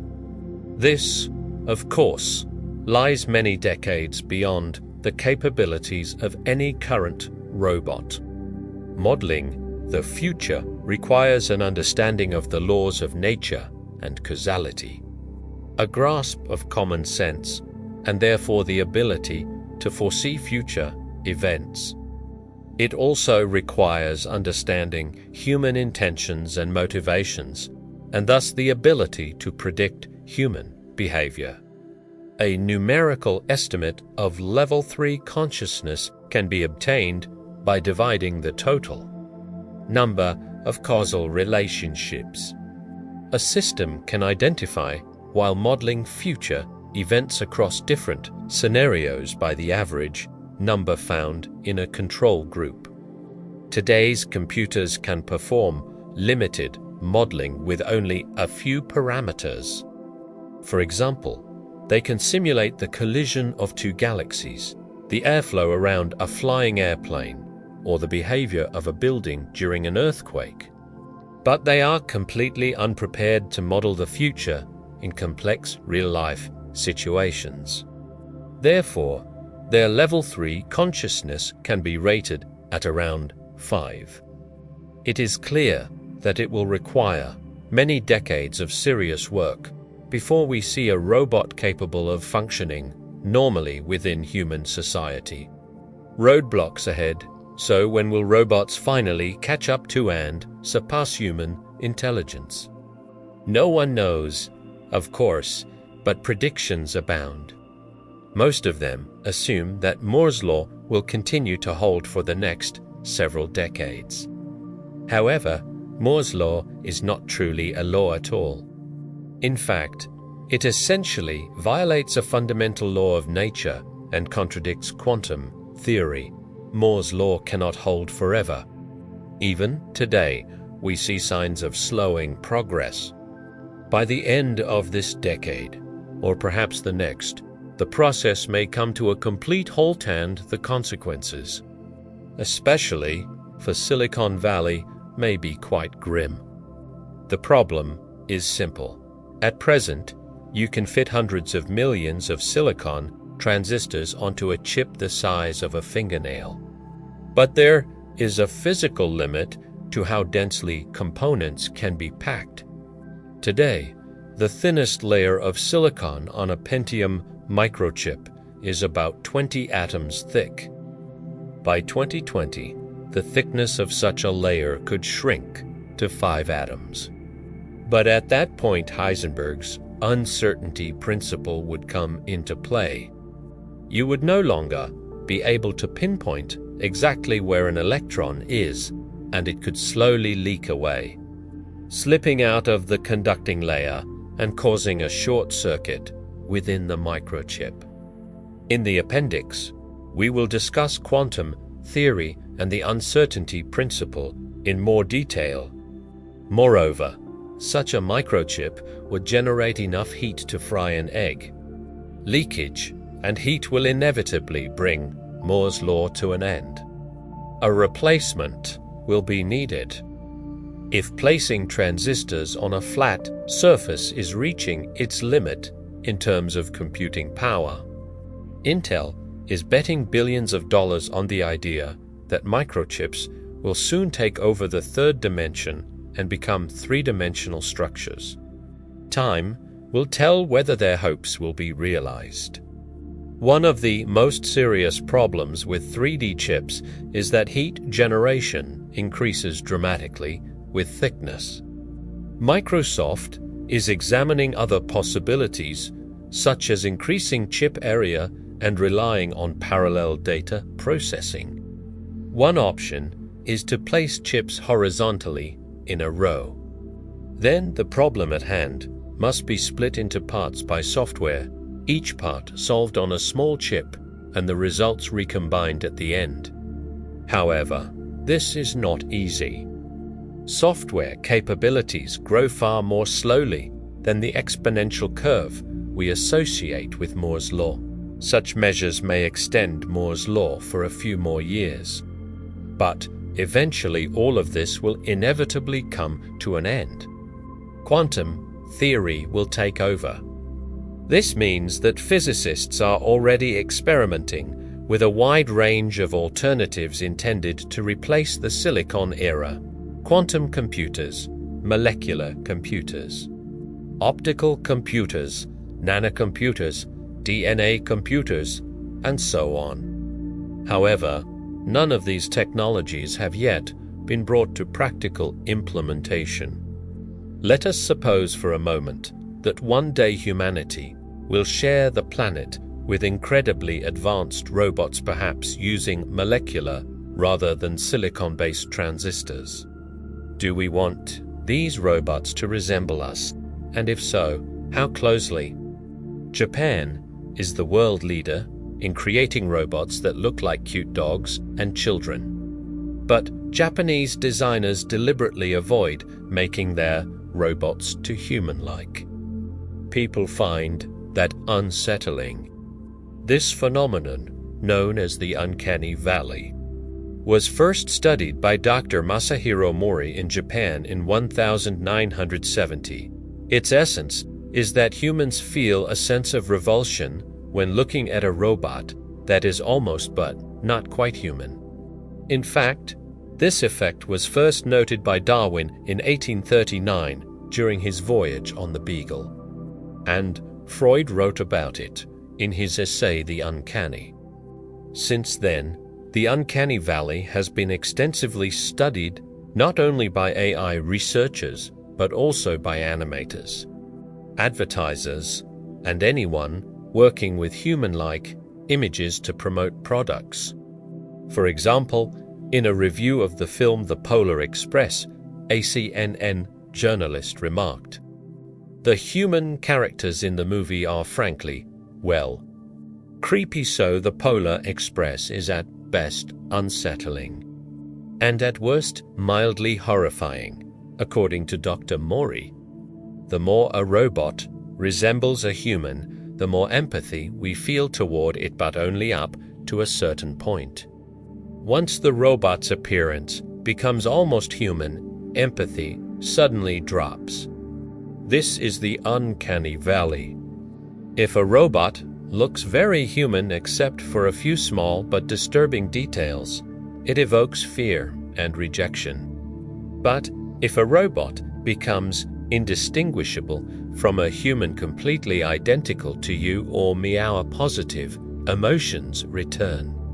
From all of this, very practical conclusions can be drawn. For example, should robots smile? At first glance, it seems obvious that robots ought to smile when greeting people and showing friendliness. A smile is a universal gesture of warmth and goodwill. But if a robot's smile is too realistic, it can send chills down a person's spine. Halloween masks, after all, often depict creepy vampires with unnervingly wide grins. So perhaps only robots that resemble children with round faces and large eyes, or those completely indistinguishable from humans, should smile, no one else. When a person forces a smile, they activate facial muscles through commands from the prefrontal cortex. But when the smile is genuine, it is controlled by the limbic system, and slightly different muscles are involved. The human brain can detect the subtle difference between the two. This ability has been advantageous in the course of evolution. This effect can also be studied through brain imaging. For example, we can put a subject into an MRI scanner and show them a video of a robot that looks exactly like a human but moves just slightly, differently, jerkily, mechanically. When the brain sees something, it instinctively tries to predict how that object will behave in the future. Seeing a fully human-like robot, the brain predicts it will move like a human. When the robot suddenly moves like a machine, a contradiction arises, triggering anxiety. In particular, the parietal lobe, especially the region where the motor cortex borders the visual cortex. This region is believed to contain mirror neurons. In this case, the visual cortex processes the image of the human-like robot, while the motor cortex via mirror neurons predicts human movement. And then the orbitofrontal cortex, located right behind the eyes, combines all this information and declares, something is not right here. Hollywood directors know this effect very well. When they spend millions of dollars on horror films, they understand that the scariest scene ISN, the one where a giant blob of biomatter crawls out of the bush or Frankenstein's monster appears. The most terrifying moment is when the familiar becomes distorted. Consider The Exorcist. During which scene did audiences feel overwhelming nausea and flee the theater, or faint in their seats? Was it the appearance of the demon? No. Cinemas around the world exploded with screaming and sobbing at the moment when Linda Blair's head turned completely around. Once again, what frightens us most is the distortion of the ordinary. This effect can also be demonstrated in young monkeys. Images of Dracula or Frankenstein make them laugh and tear the pictures apart. But a picture of a decapitated monkey provokes screams of terror. Again, the greatest fear comes from the corruption of the familiar. In Chapter 2, we mentioned that the spacetime theory of consciousness explains the nature of humor. The brain models possible futures. Then, here's a punchline, the decisive, unexpected phrase. It also explains the nature of the horrific. The brain predicts a normal, everyday sequence of events, then is shocked when the ordinary becomes twisted. Thus, robots will continue to resemble children in appearance, even when they eventually match human intelligence.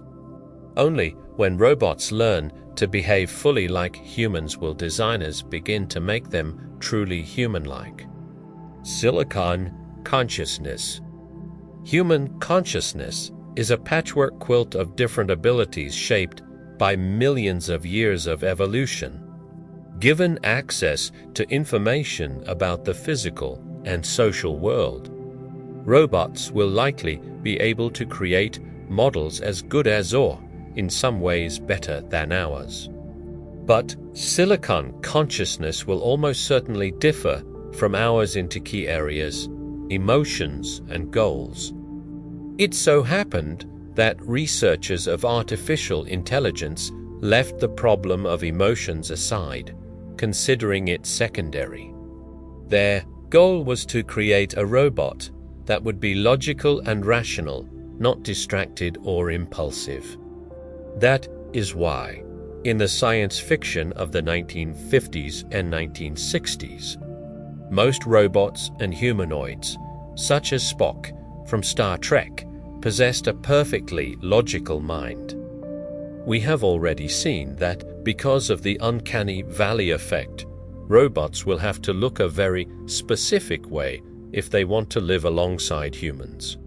Some believe this is not enough. Robots must also have emotions so that we can befriend them, carfortem, and interact with them productively. In other words, robots need level 2 consciousness. To achieve this, they must first learn to recognize the full spectrum of human emotions. By analyzing subtle facial movements, eyebrows, eyelids, lips, cheeks, a robot can determine a person's emotional state. The MIT Media Lab has likely advanced the farthest in this field. I was fortunate to visit this laboratory near Boston several times. Every visit felt like a tour through a toy factory for adults. Everywhere I looked, I saw futuristic high-tech inventions designed to make our lives more interesting, joyful, and convenient. Looking around, I saw many pieces of technographic design that would later appear in Hollywood films such as Minority Report and AI Artificial Intelligence. Wandering through this playground of the future, I came across two fascinating robots, Huggable and Nexi. Their creator, Dr. Cynthia Breezel, explained to me that these robots have a special purpose. Huggable is an intelligent, robotic teddy bear capable of establishing emotional connection with children. It can recognize their emotions.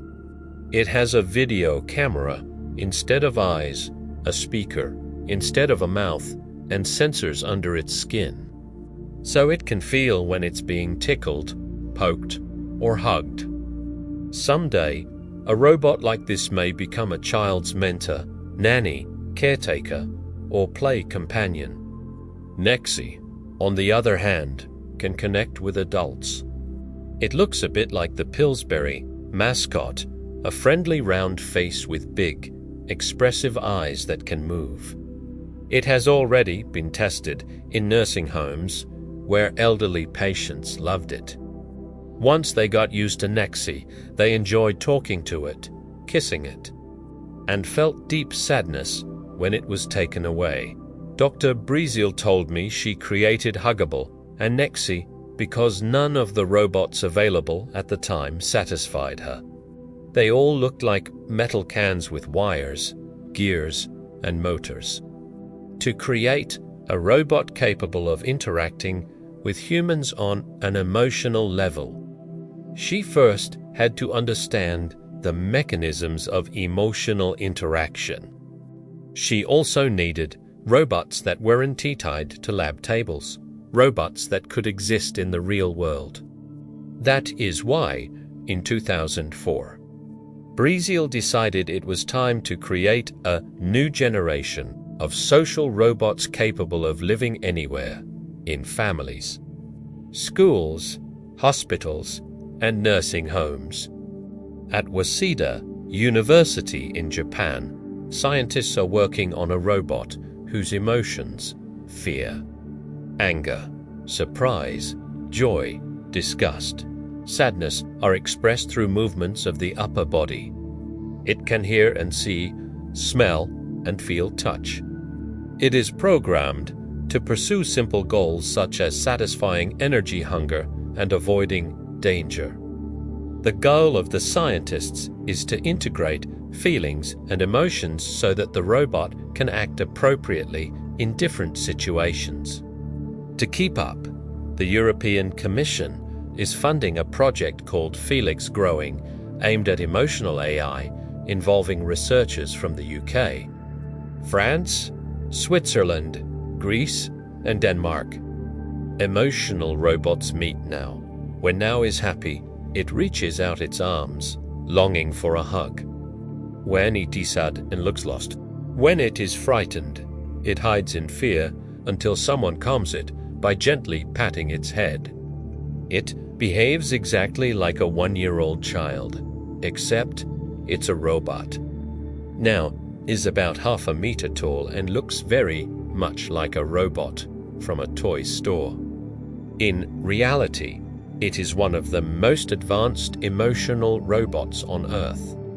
It was created by scientists at the University of Hertfordshire in the UK with funding from the European Union, the creators of Now programmed it with emotions such as joy, sadness, fear, excited happiness, and pride.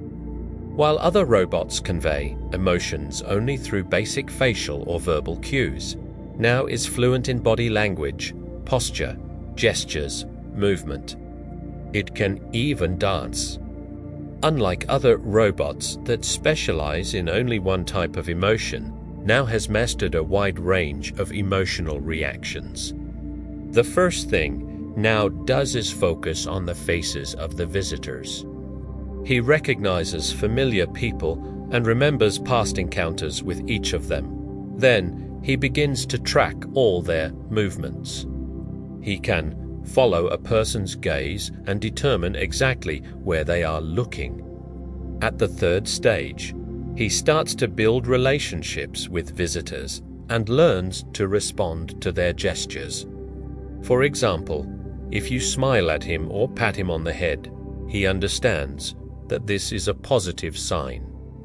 Neural networks operate within his brain, allowing him to learn through interaction with humans. At the fourth stage of interaction, Now begins to display emotions. His emotional responses are pre-programmed and played back from recordings. But he chooses on his own which emotion is appropriate for each situation. And finally, the more time Now spends with a specific person, the better he understands that person's particular mood, and the stronger the bond between them becomes. Now has something resembling a personality, in fact, several.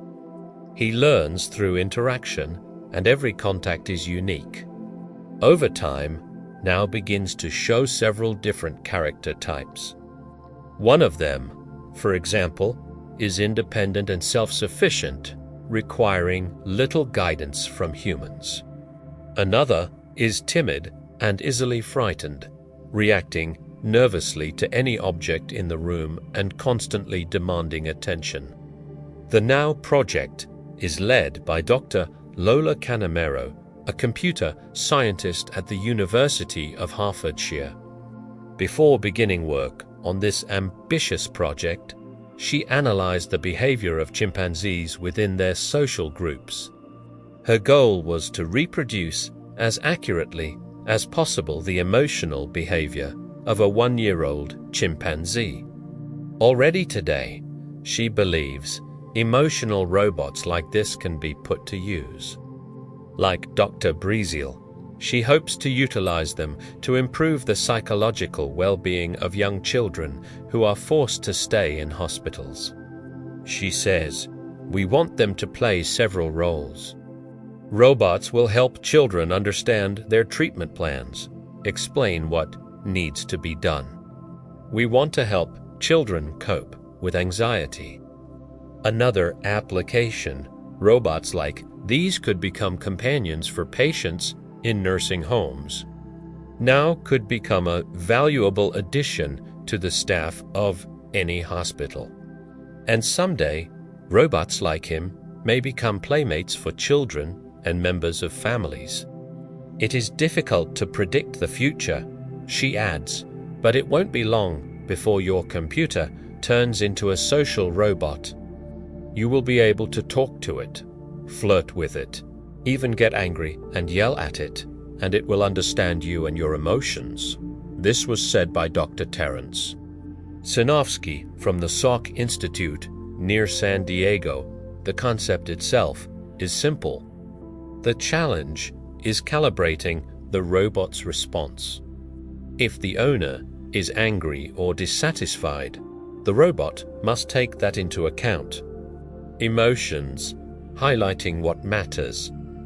AI researchers have begun to understand that emotions may hold the key to consciousness. Neurobiologists, such as Dr. Antonio Damasio, discovered that when the connection between the prefrontal cortex, responsible for rational thinking, and the emotional centers of the limbic system is damaged, patients cannot evaluate anything. They are unable to make even the simplest decisions: what to buy, when to schedule an appointment, what color pen to choose. To them, everything seems equally important. So, emotions are not a luxury, they are absolutely essential. Without them, a robot would struggle to determine what matters and what does not. Emotions, once seen as peripheral to artificial intelligence, are now moving to the forefront.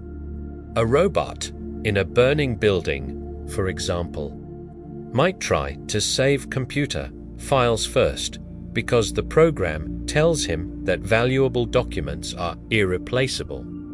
While human workers can always be replaced, it is critically important that robot programs allow them to distinguish between what is important and what is trivial. Emotions are the brain's fastest mechanism for rapidly evaluating information. Therefore, robots will need a system of values that human life is more important than material objects, that children should be saved first in dangerous situations, that expensive items are more valuable than cheap ones, and so on. Robots, of course, do not come into the world with a ready-made system of values, so each of them will have to be loaded with a very long list of predefined judgments. However, the problem with emotions is that they are sometimes completely irrational, whereas robots are designed with strict mathematical logic. Therefore, silicon-based consciousness may differ fundamentally from human consciousness. For example, humans have very little control over their emotions. On one hand, because emotions arise rapidly. On the other, because they originate in the limbic system rather than the prefrontal cortex. Moreover, our emotions are rarely neutral. Numerous tests show that we tend to overestimate the abilities of attractive people. In general, attractive individuals tend to climb higher on the social ladder and receive better jobs, even if they are less talented than others. As the saying goes, beauty has its advantages. It is unlikely that silicon-based consciousness will take into account the subtle nuances humans notice when meeting others. For instance, body language when a young person usually yields elders, and a simple clerk shows respect to superiors. We demonstrate respect not only through posture, but also through gestures, word choices, and physical cues. Body language is older than spoken language. It is literally wired into the brain. If robots are to coexist with humans in society, they will need to master this art and learn all the behavioral details that we perceive subconsciously. Human consciousness reflects features of our evolutionary past, a past robots do not have. Thus, silicon consciousness may lack our blind spots and quirks.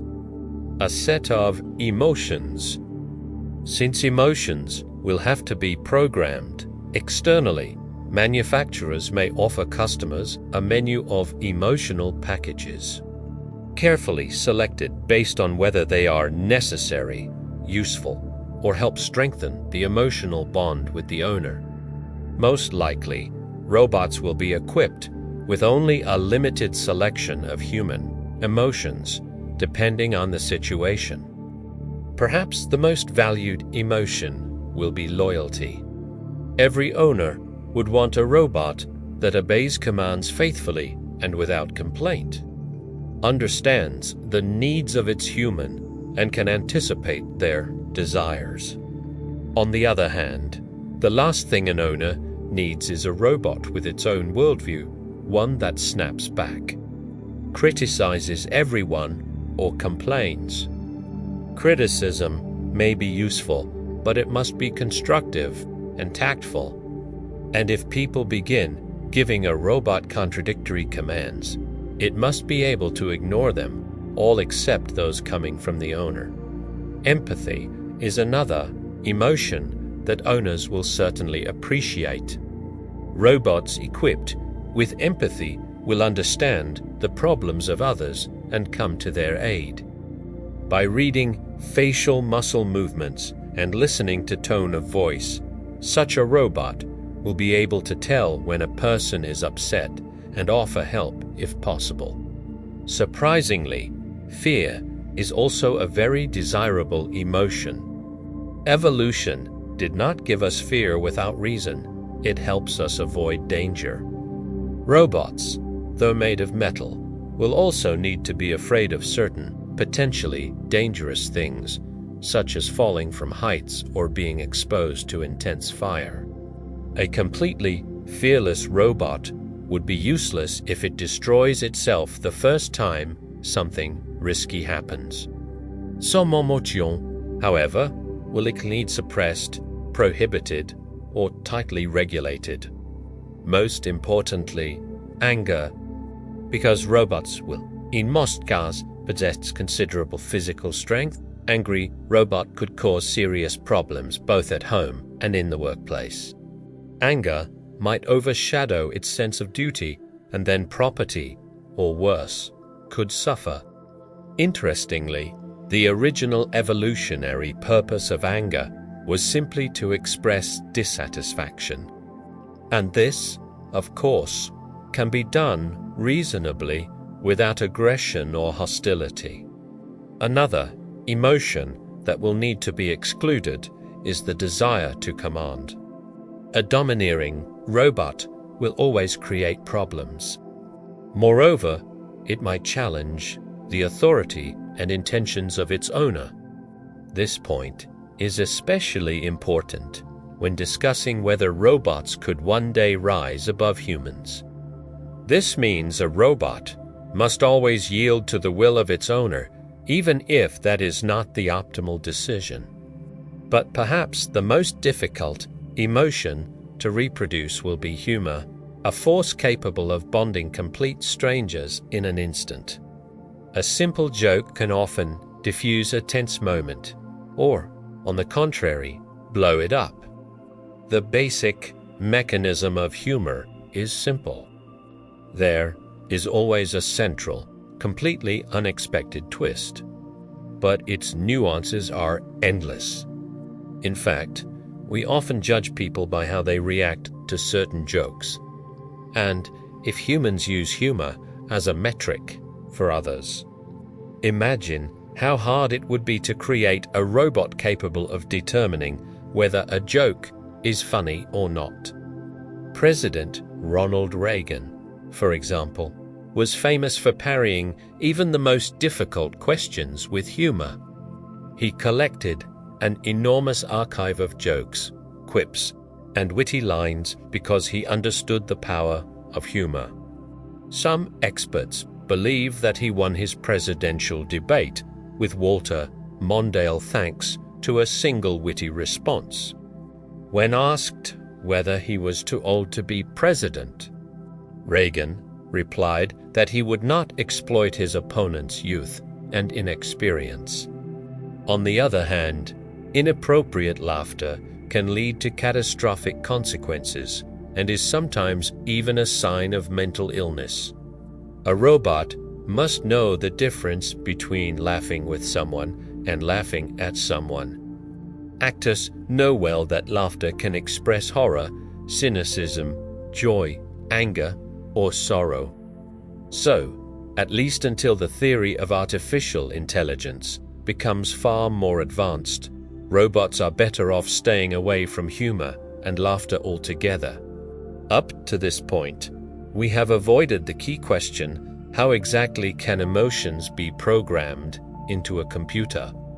Emotions are so complex that programming them will likely require several stages. 1. Recognition. The simplest part is teaching robots to recognize human emotions by analyzing facial expressions, the position of the lips and eyebrows, and the tone of voice. Modern facial recognition technologies are already capable of creating a basic dictionary of emotions, a mapping between facial expressions and the feelings they represent.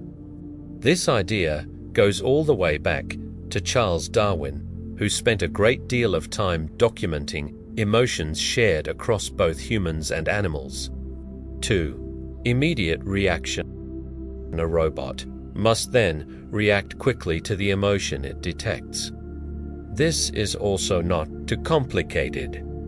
If someone nearby is laughing, the robot should smile. If someone is angry, the robot should step aside to avoid conflict. Robots will come preloaded with a vast encyclopedia of emotional responses, allowing them to choose an appropriate reaction instantly. 3. Understanding the underlying motivation. This stage may be the hardest.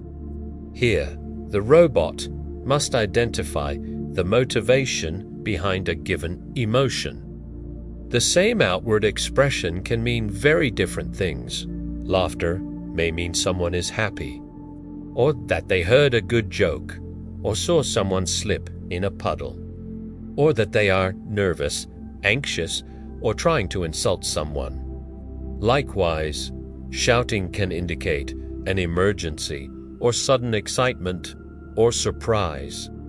Humans themselves often struggle to interpret these nuances. So a robot will first need to consider all possible explanations and then choose the most probable one based on all the available data. 4.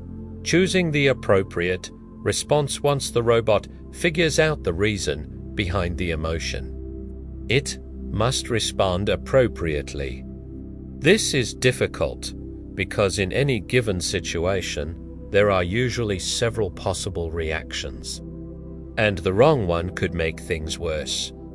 A robot's software must contain all the potential responses and mechanisms to choose the one most suited for the current situation. In other words, the robot must be able to predict the future, play out the consequences, and pick the safest path. Will robots lie?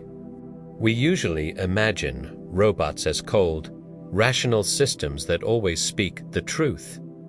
But if robots become integrated into human society, they will probably need to learn how to lie or, at least tactfully, withhold information. We humans encounter situations almost every day where we must tell a harmless lie. If someone asks how they look, we often don't dare tell them the full truth. Harmless lies are the lubricant that keeps the gears of society turning. But what if you suddenly had to speak only the pure truth and not just the truth, but the whole truth, like Jim Carrey's character in the movie Liar Liar? The result would almost certainly be chaos and human misery.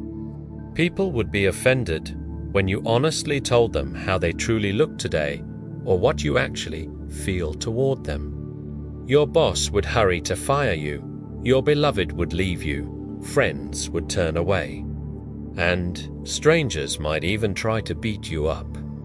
Some thoughts are better kept to ourselves. In the same way, robots may also have to learn to lie, or at least to conceal the truth. Otherwise, they will end up insulting people, and owners will begin to abandon their robots. A truth spoken by a robot at some party could spark a scandal and reflect badly on the person who owns it. So, when asked certain questions, robots will need to master the art of diplomacy and tact. Learning how to dodge a question, change the subject, stickless plauditsance with a garnassage, or simply. This means robots will come preloaded with an entire library of evasive responses, and they will only need to choose the one likely to cause the fewest complications. In fact, modern internet bots are already improving at this task every day. One of the few situations in which a robot must speak the full truth will be when its owner asks a direct question. Un doef course question. The owner must understand that the answer, however unpleasant, will be absolutely honest. Another situation might be a police investigation where absolute truth is required. In all other cases, robots will likely be free to lie or conceal parts of the truth so that the wheels of social life continue to spin smoothly. In other words, robots will have to socialize just like teenagers. Do robots feel pain? Most likely, robots will be assigned tasks that are monotonous, dirty, or dangerous. Nothing prevents them from doing the same action endlessly because we will not program them to feel boredom or disgust. The real problem arises when robots must face dangerous tasks. À tel point, we need to program them to explain. Pain appeared through evolution because it helps living beings survive in dangerous environments. There is a genetic condition in which a child is born unable to feel pain, a disorder known as congenital analgesia. At first glance, this might seem like a blessing. These children do not cry when they hurt themselves. But in reality, it is closer to a curse. Children with this condition live in constant danger. They often bite off parts of their tongue, burn or cut themselves severely, which sometimes leads to amputated fingers. Pain warns us of danger and tells us when to pull our hand away from a hot stove or stop running on a twisted ankle.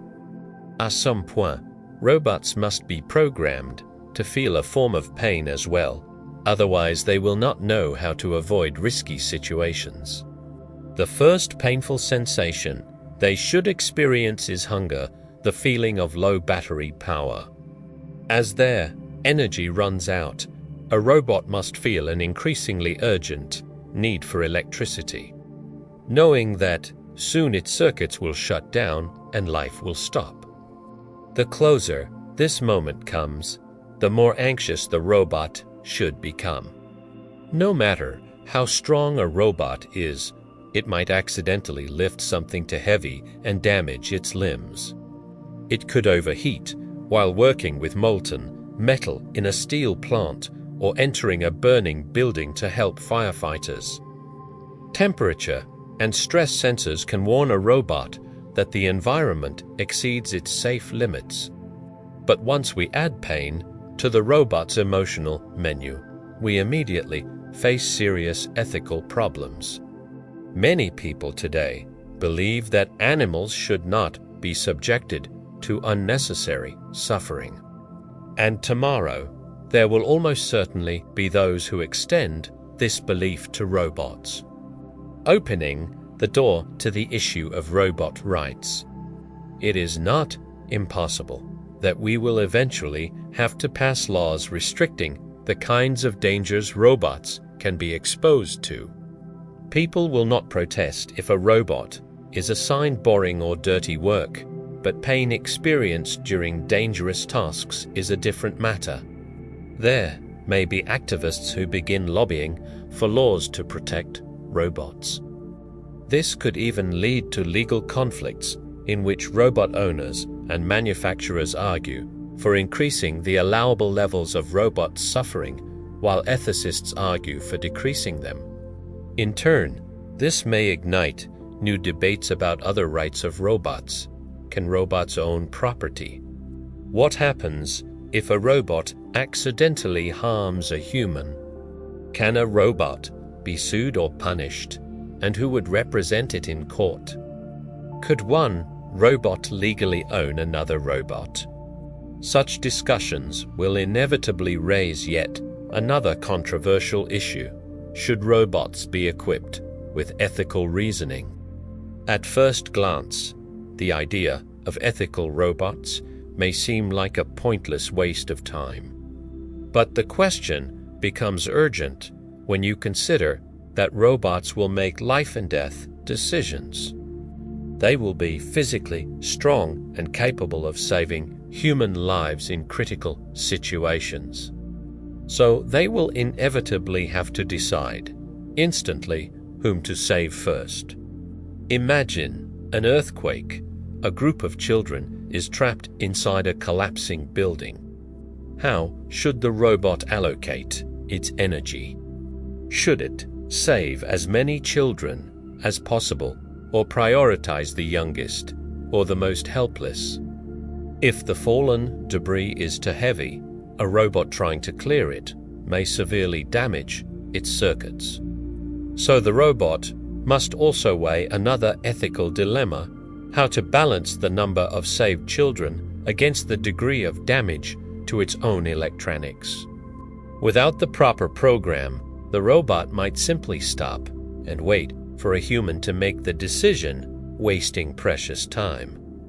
Thus, someone must pre-program the robot with all necessary criteria so that in a real emergency, it can automatically make the correct decision. Solving ethical problems will have to be encoded into the robot's software before it ever leaves the factory. Because there are no mathematical formulas that can quantify the value of saving a group of children, the robot's program must contain a long list of priorities, carefully arranged in order of importance. Creating such a list is difficult and painstaking work. Even for humans, mastering ethical principles can take a lifetime, yet a robot must absorb them instantly to safely enter society. Only humans can truly solve ethical dilemmas, and even we often struggle. So the question becomes, who will decide these priorities?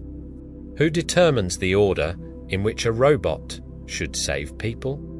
Most likely, these decisions will be determined jointly by law and market forces. We will need laws that clearly define the priority of saving lives in critical situations. But thousands of more subtle ethical questions will arise, and those will likely be handled by market demand and common sense. For example, if you work in a security firm protecting high-profile clients, you will have to explain to the robot the exact order in which specific people must be rescued in various scenarios, balancing the need to fulfill the contract with the need to stay within budget. But a new question follows. What if a criminal buys a robot and commands it to commit a crime? Should the robot have the ability to refuse obeying its owner if the requested action breaks the law? From earlier examples, we already know that robots must be programmed to understand laws and make ethical decisions. So, if a robot determines that it is being ordered to break the law, it must be allowed to disobey its owner. A new ethical dilemma also arises from the fact that robots will inevitably reflect the values and preferences of their owners, and these values may differ radically. Today's cultural conflicts within society will only intensify once robots begin to inherit the ideology, morality, and habits of the people who own them. In a sense, this conflict is unavoidable. Robots will become a mechanical extension of their creators' thoughts and desires. And once they become sophisticated enough to make moral decisions, they will inevitably make those decisions differently. Society may face unexpected and even unimaginable problems. For example, robots owned by teenagers leaving a loud rock concert might come into conflict with robots belonging to elderly residents of a quiet neighborhood.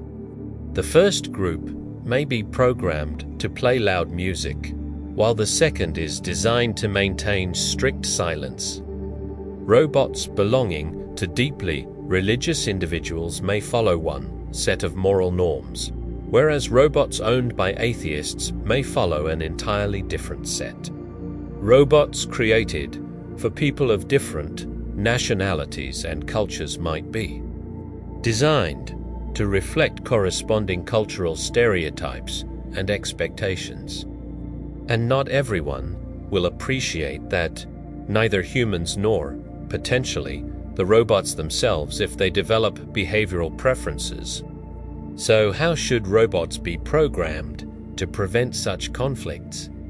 The answer, unfortunately, is simple. They cannot be programmed in any universal way. Robots will inevitably express the biases, desires, and worldviews of those who create and train them. In the end, cultural and ethical contradictions between robots will have to be resolved in courts. Neither physics nor mathematics can provide universal answers to moral questions. Therefore, new laws will be required to regulate social conflicts between machines acting on behalf of different people. But an even deeper question arises. If robots are capable of making ethical and legal decisions, will they be able to feel? Will they be able to understand the emotions of others? If a robot saves someone, will it be able to experience happiness or at least comprehend the significance of the event? Can it feel fear, empathy, or even understand what the color red is? Logical analysis and moral reasoning are one thing, but the understanding of emotions is something entirely different. Can robots feel anything? For centuries, philosophers have debated whether a machine can think or feel. The philosophical view supported by some scientists is known as constructivism. It suggests replacing endless arguments with practical experimentation. Instead of debating forever, we should build a real robot and see how far we can go. Otherwise, we will drown in philosophical discussions that have no final answer. However, Many researchers are convinced that machines will never think like humans. Their strongest argument is that although a robot can manipulate facts faster than a human, it does not understand what it is doing. It can detect colors or sounds better than a person, but it cannot feel them. Philosopher David Chalmers divided the problems of artificial intelligence into two categories. Easy problem creating machine that more and more humanoids, playing chess, performing calculations, recognizing patterns, and so on. Hard problems, creating machines that can understand feelings, subjective experience, and the so-called qualia. Supporters of this view argue, just as it is impossible to explain the color red to someone who is blind, a robot will never be able to experience the subjective sensation of red. A computer can quickly translate Chinese into English, but it will never truly understand what it translates. In this model, robots in advanced tape, recorders or calculators capable of processing information with extraordinary precision, but without any real understanding. However, there is also a second point of view, which holds that subjective experience might eventually arise within a sufficiently complex system. In the future, a machine will most likely learn to perceive things like the color red far better than any human. A robot could describe the physical properties of red and even use it poetically in a figurative expression. But will a robot feel the color red? The question becomes meaningless because the word feel is not clearly defined. At some point, when a robot's description of the color red surpasses that of any human, the robot will have every right to ask, do humans truly understand the color red? Perhaps they are unable to grasp it with all its nuances as precisely as a robot does, as the behaviorist. B.F. Skinner once said, "The real question is not whether machines think, but whether people do." It is also only a matter of time before robots learn to identify Chinese words and use them in context far better than any human. At that moment, he'll learn whether the robot understands the Chinese language. For all practical purposes, the machine will command Chinese better than a person. In other words, the word understand is also undefined. One day, when robots surpass us in their ability to manipulate words and sensations, the question of whether they understand or feel them will become pointless. It simply will not matter anymore. Mathematician John von Neumann once said, "In mathematics, you don't have to understand, you just get used to it." Thus, the problem lies not in the hardware, but in the nature of human language, in which vague words mean different things to different people. The great physicist Niels Bohr was once asked, "How can one understand the deep paradoxes of quantum theory?"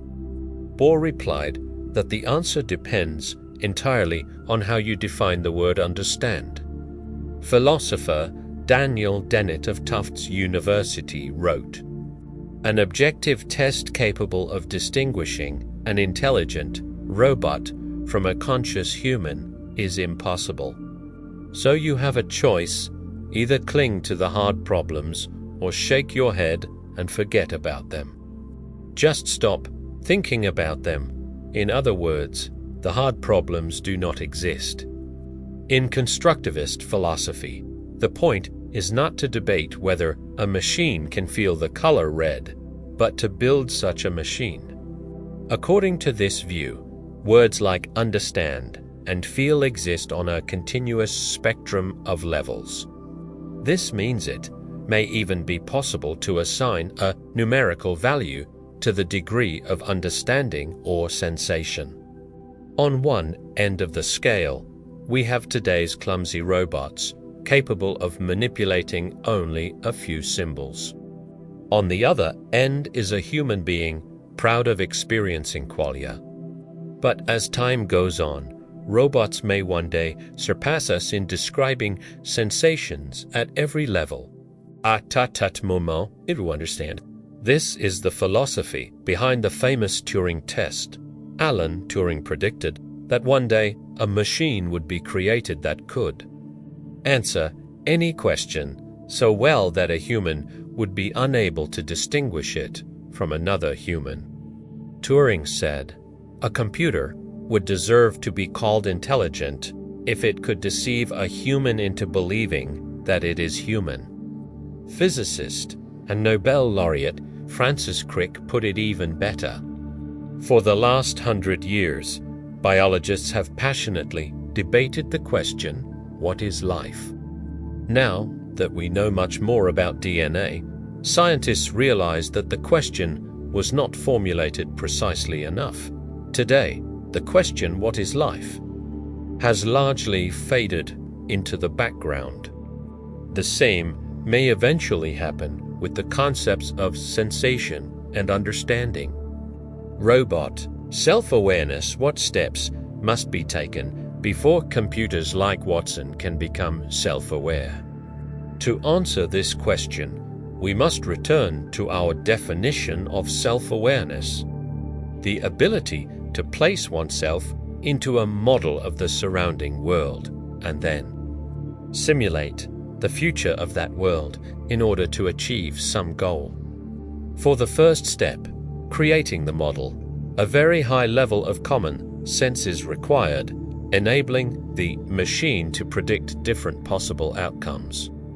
Then, the robot must insert itself into this model, which requires understanding the various possible actions it may need to take. At Meiji University in Japan, scientists have already taken the first steps toward creating a robot with self-awareness. This is, of course, the long-term goal, but the researchers believe they can achieve it by developing robots with a theory of mind. They began with 2 robots. The first was programmed to perform specific movements. The second was programmed to observe the first robot and copy its actions. The researchers succeeded in constructing a robot that could imitate another robot's behavior simply by watching it. For the first time in history, a robot was created specifically to somehow become aware of itself. The second robot possessed a rudimentary theory of mind. It could observe another robot and reproduce its actions. In 2012, scientists at Yale University took the next step. They developed a robot that passed the mirror test.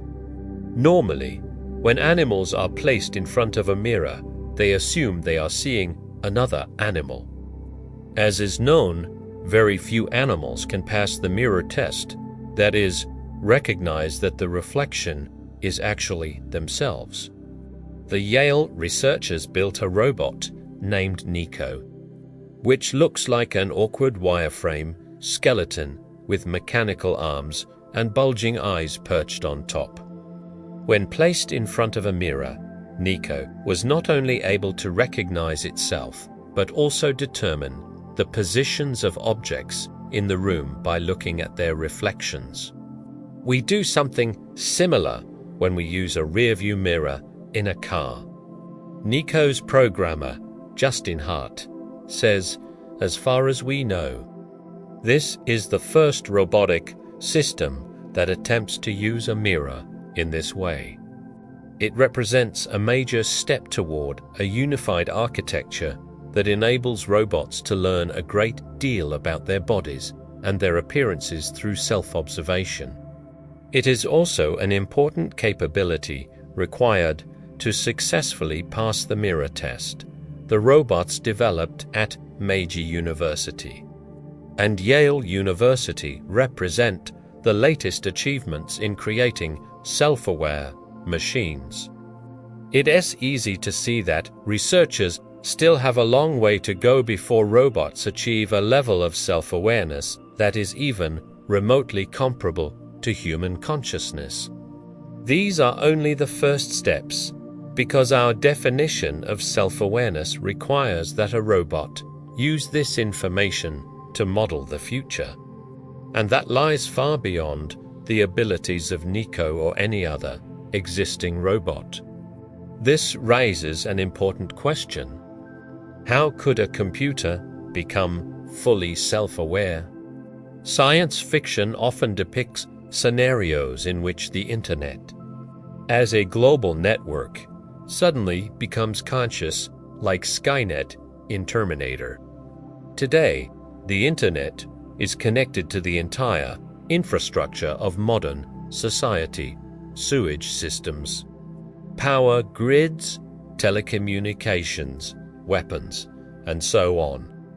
Therefore, if it ever gained self-awareness, it would not be difficult for it to take control of society.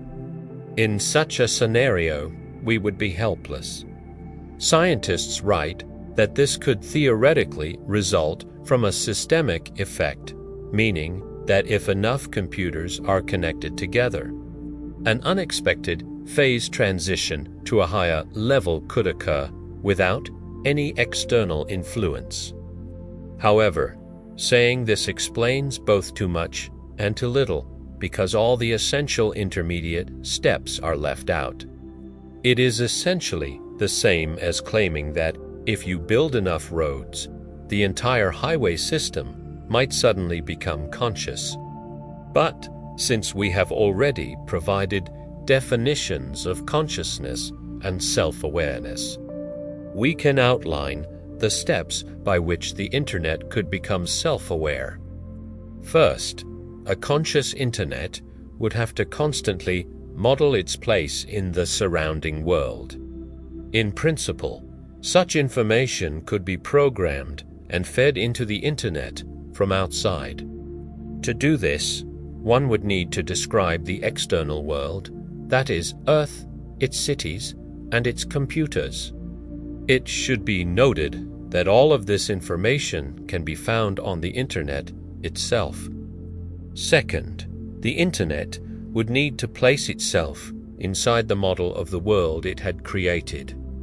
This information, too, is not difficult to obtain.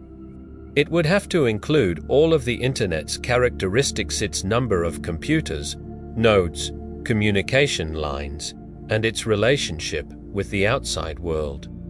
But the third step is far more difficult than the others. It would need to constantly model its own development in the future according to a defined goal. And here we run into a wall. The Internet is not capable of modeling the future, and it has no goals, even in scientific research. Future modeling is usually limited to just a few parameters, such as modeling the collision of two black holes. Modeling a world that includes the entire Internet goes far beyond today's programming capabilities. To achieve this, one would need to incorporate all the laws of common sense, all the laws of physics, chemistry, biology, and also data on human behavior and human society. And on top of that, a conscious Internet would need to have a goal. Today, it is nothing more than a passive network of roads with no designated direction and no mission. Of course, in principle, a goal could be assigned to the Internet. But let's consider the following problem.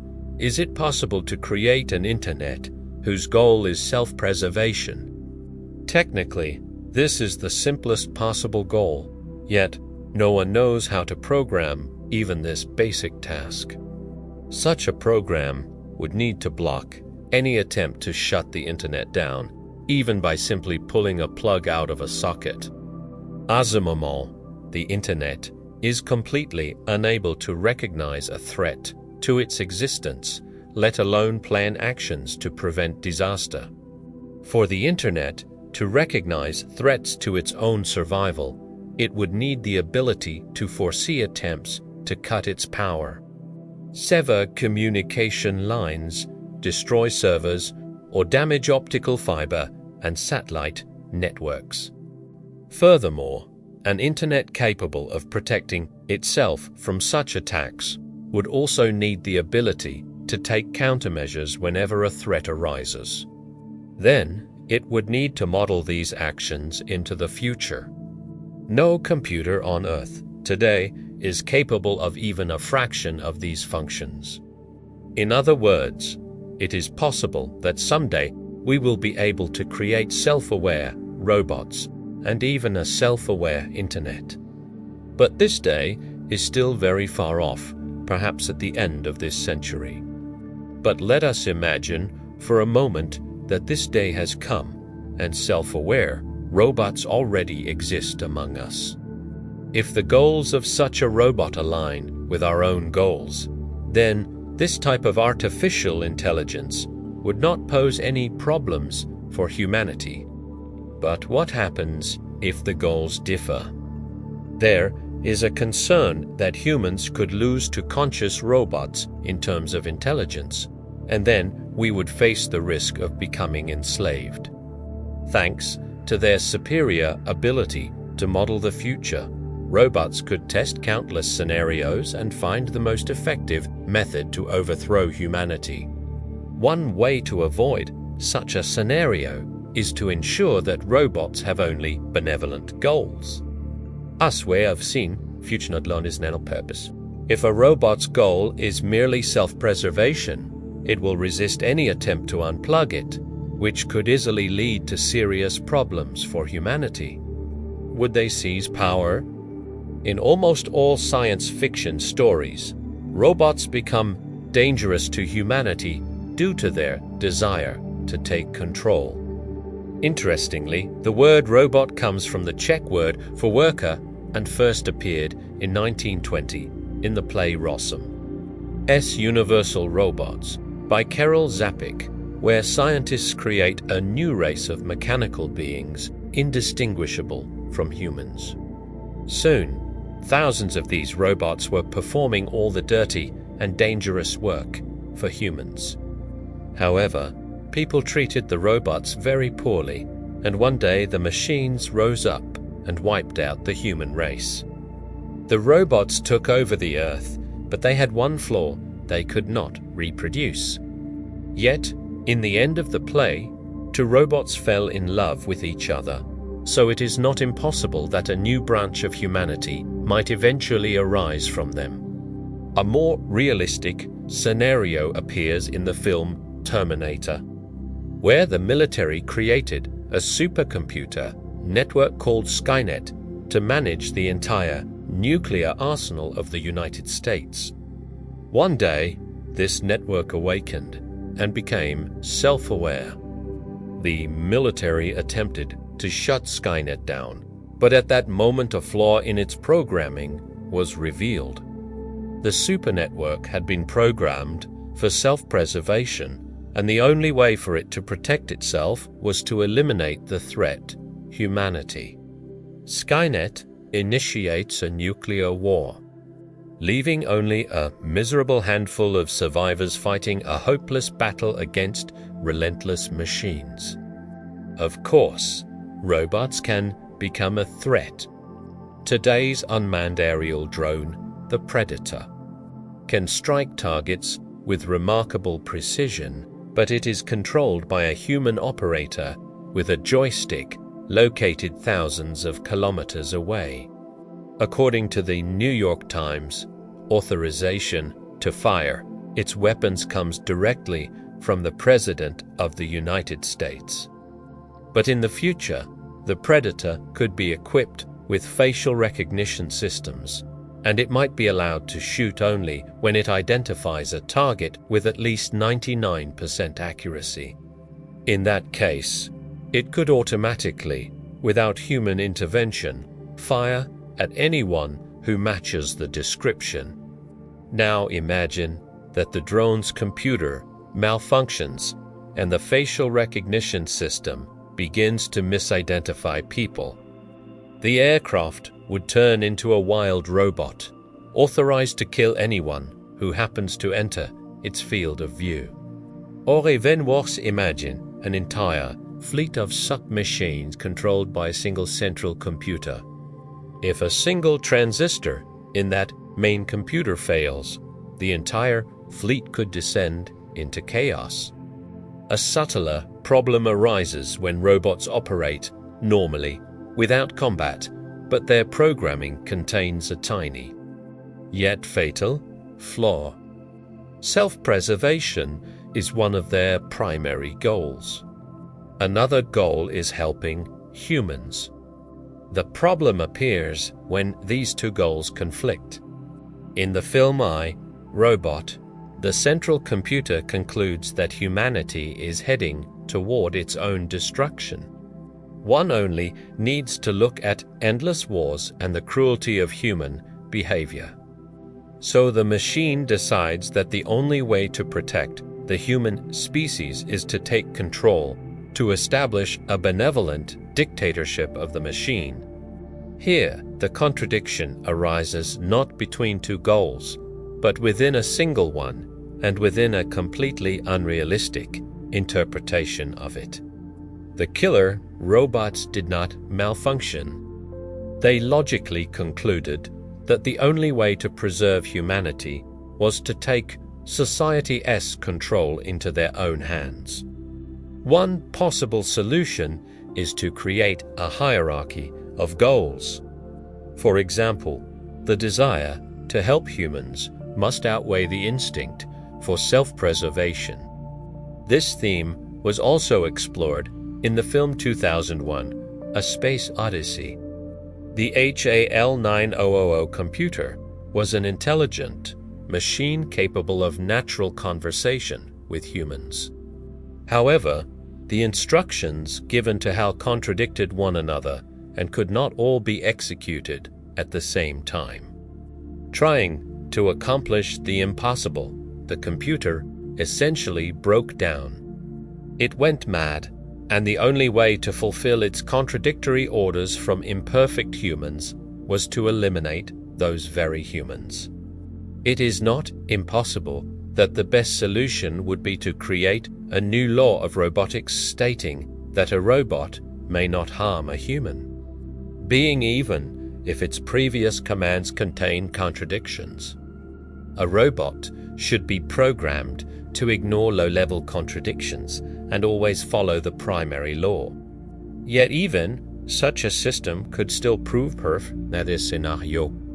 For example, if a robot's highest goal is to protect humans, everything will depend on how robots define the word protect.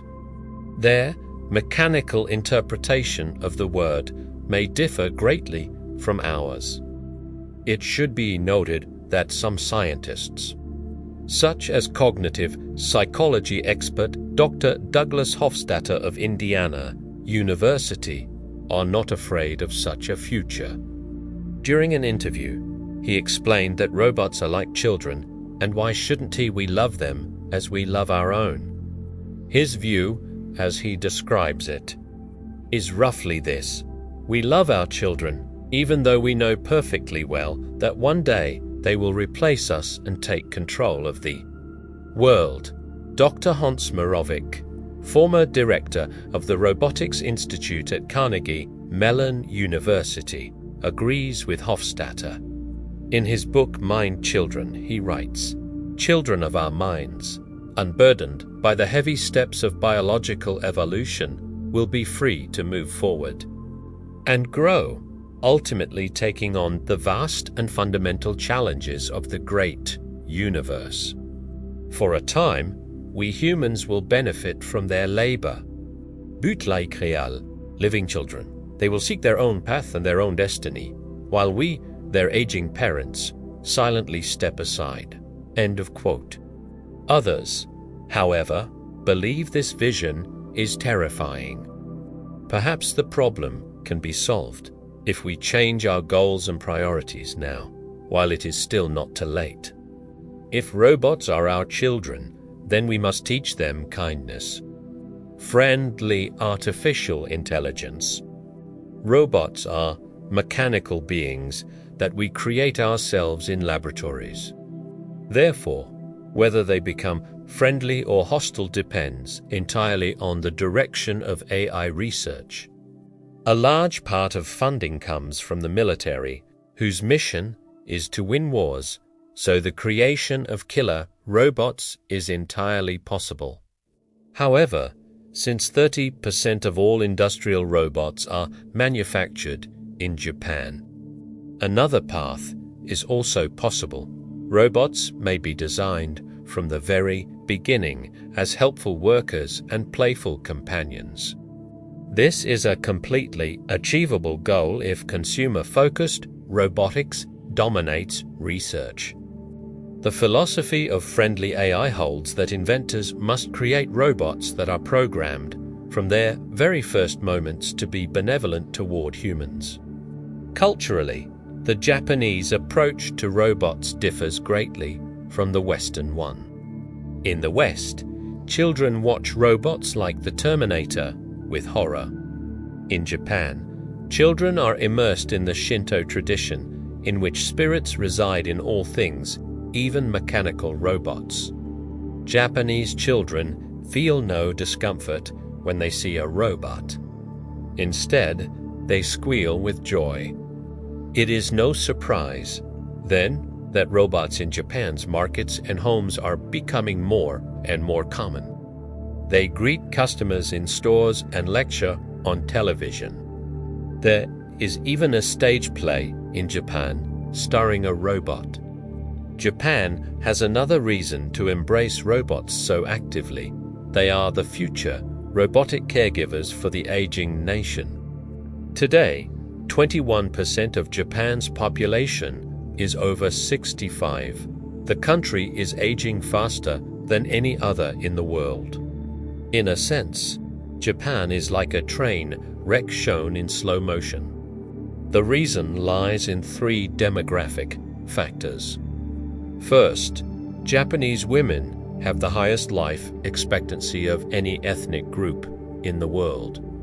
Second, Japan has one of the lowest birth rates on Earth. Third, the country maintains a strict immigration policy. And 99% of its population is ethnically Japanese.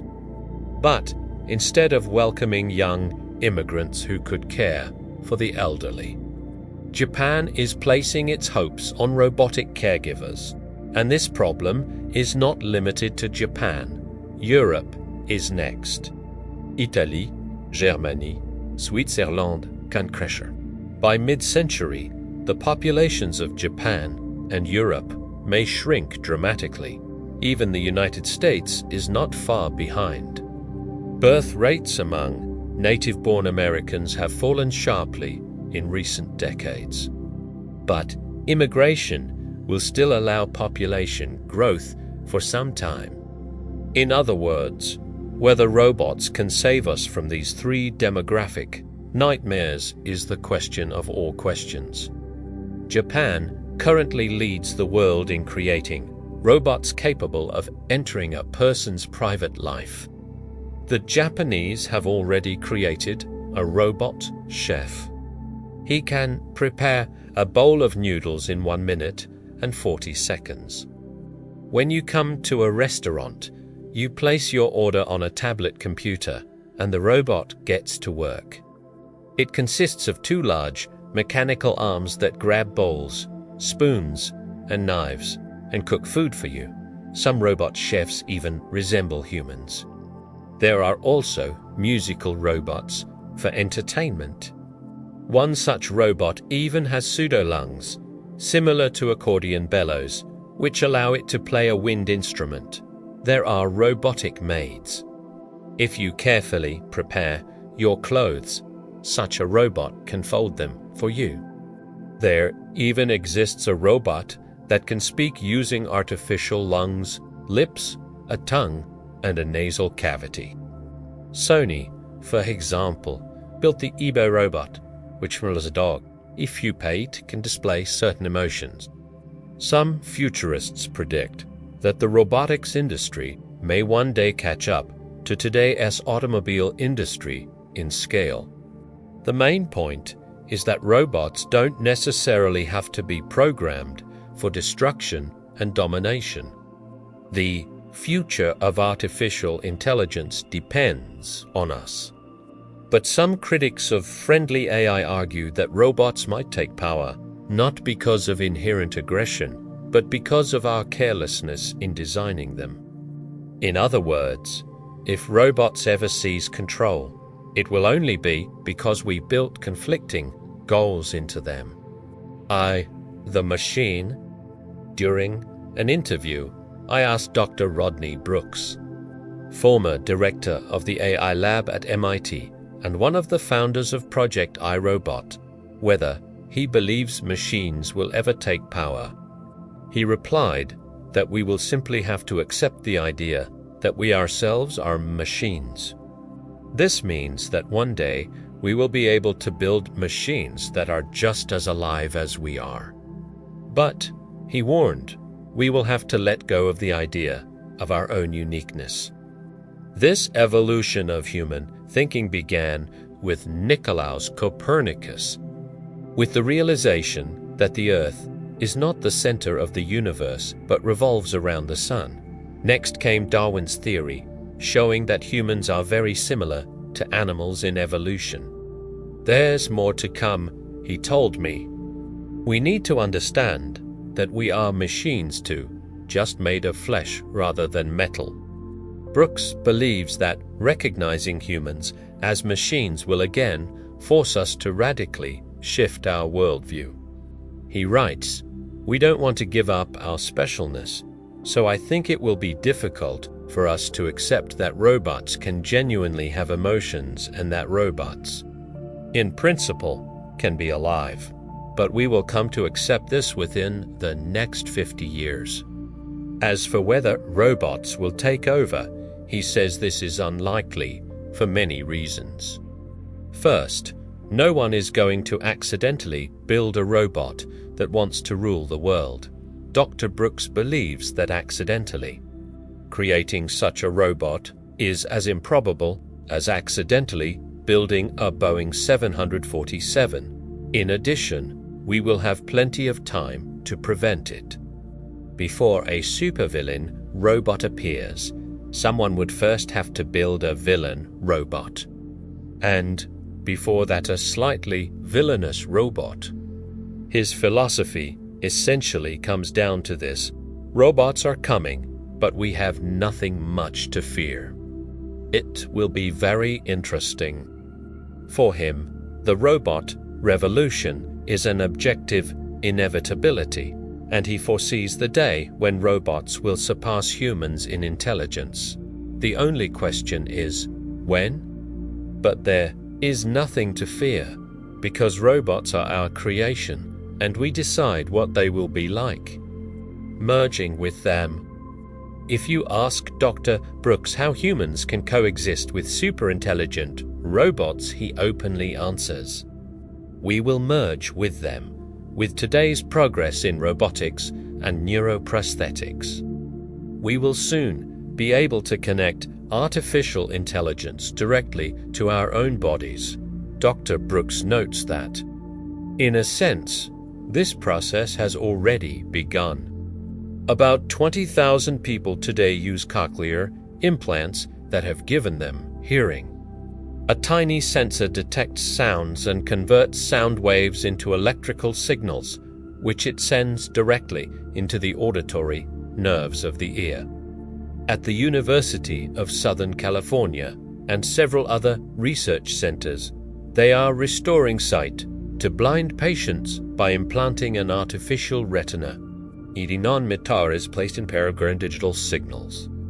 These signals are transmitted by radio to a microchip located on the retina. The chip activates the retinal nerves, which send messages through the optic nerve to the occipital lobe of the brain. In this way, a completely blind person can see a rough image of familiar objects.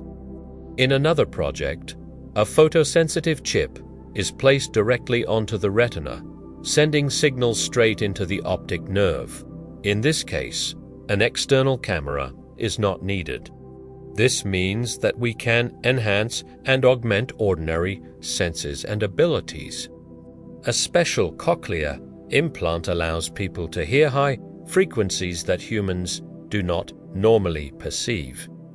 Infrared glasses already enable us to see a special type of light emitted by hot objects in the dark, invisible to the normal human eye. An artificial retina can expand the range of our vision into ultraviolet and infrared radiation. Bees, for example, can see ultraviolet light because they need to navigate by the sun while searching for nectar-producing plants. Some scientists dream that one day an exoskeleton will allow humans to gain superpowers like those possessed by comic book heroes' super strength, super senses, super abilities. Then we will become cyborgs, like ordinary people with superhuman abilities, capabilities. This means we will no longer have to fear superior robots that might overpower us. We will simply merge with them. These are, of course, plans for the distant future. But some scientists, frustrated that robots are not in a hurry to leave the factory and enter our everyday lives, say that Mother Nature has already created the human brain, so why not copy it? They propose dismantling the brain, neuron by neuron, and then reconstructing it. But reverse engineering is not just drawing a detailed blueprint or simulating a living brain. If the brain can be reproduced down to the last neuron, then it is likely possible to upload human consciousness into a computer. Then we would gain the ability to outlive our own mortal bodies. This is not a discussion about consciousness prevailing over matter. It is about consciousness without matter.